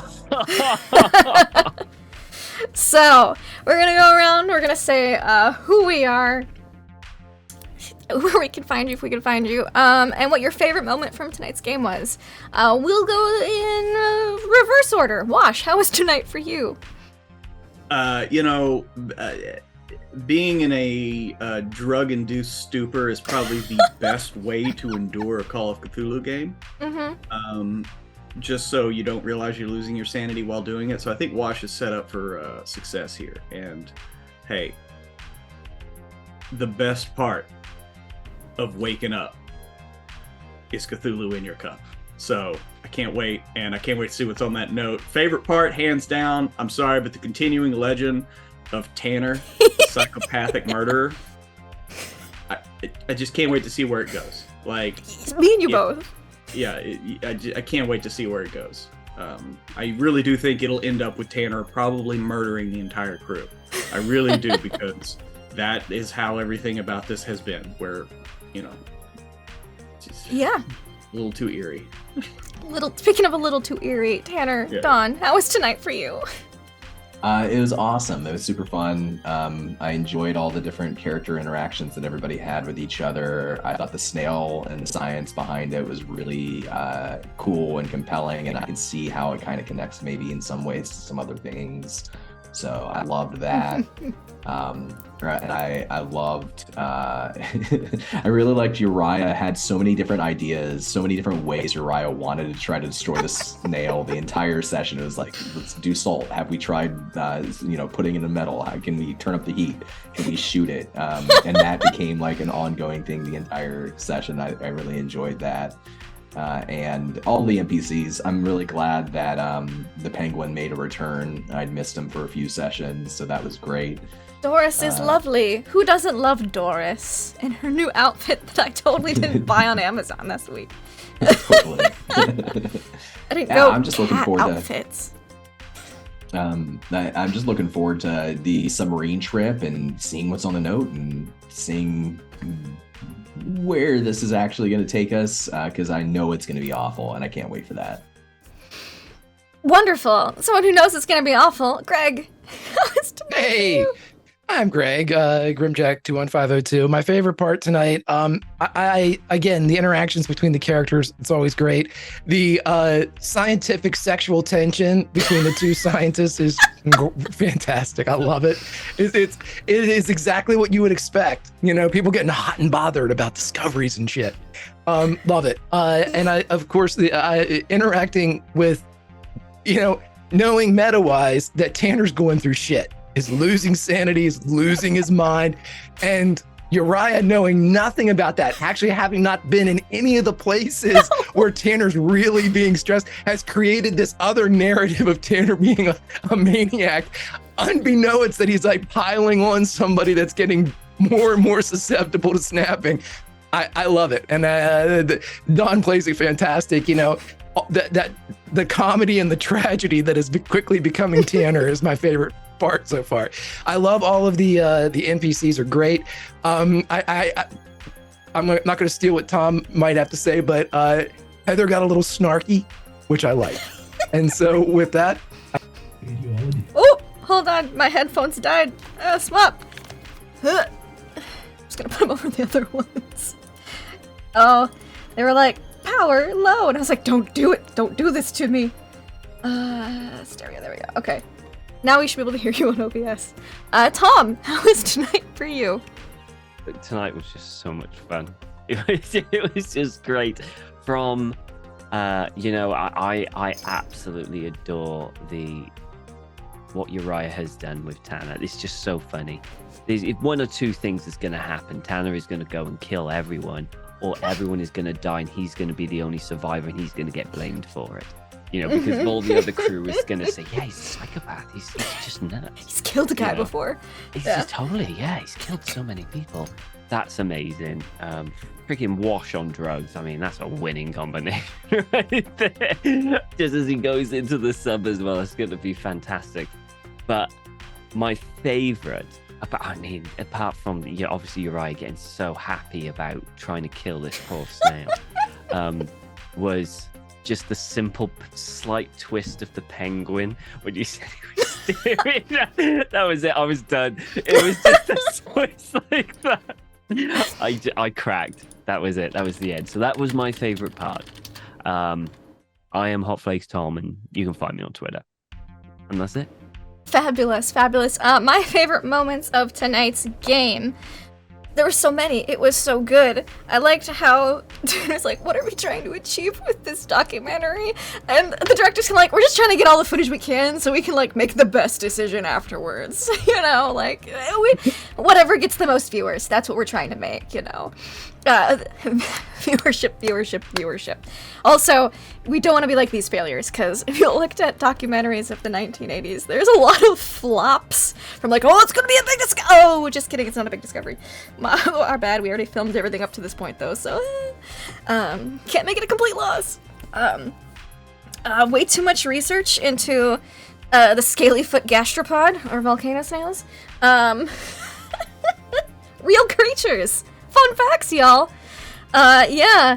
They live up to temperatures of 700 degrees Fahrenheit, 300 something degrees Celsius. Yeah. They haven't got metal shells, have they? The iron sulfide shell. Everything I told you today about the volcano snails was true. That's the real horror here. Extremophiles, baby. Yeah. Woo! So that's your fun scientific fact of the day. Now, I swear there is a correlation to eldritch terribleness. They might be slightly less magnetic. They're still magnetic in real life, but slightly less so. They're just slightly magnetic IRL. So, yeah, I learned way too much about real science this past week prepping for this. And I absolutely loved, like, a moment between each character. I liked Tanner, like, you know what? Yeah, I haven't seen Heather either. Let me, like, look for her. And then he finds her and was like, oh, well, I believe you, because no one else is, you know, he's seen some stuff, too. So he's the most suspect one. Bless you, Tesla. But it was just a cute moment where he's like, this is, like, maybe I'm not the only one. Like, I could see that a little bit, and I'm seeing some strange stuff or losing my mind. Wash and the doctor. I thought that was great, Dr. Hurt. I think that doctor is going to have to make an appearance again in the other campaign, because he's just such a good doctor. And I can't believe that I put him on opioids to steer the sub. This is going to be amazing. What a great decision I made today. Of course, Tom and his fellow... The comment of, oh, but if Dr. Renee suggested we shoot it, I bet you'd be all over that. That killed me. It tickled me. And Uriah just being so pumped up and ready to go about, like, yeah, how can we fucking destroy this snail? This is fucking weird. Like, just, like, into it. I love you guys so much as players. Absolutely fabulous. I wasn't expecting to be like, why don't we shoot the snail? And I was like, I'm here for it. Let's fucking go. So you can find us here next week. We don't have very many sessions left before everything goes terribly wrong. So stay tuned. Thank you all so much for watching. Until next time, have fun, play games.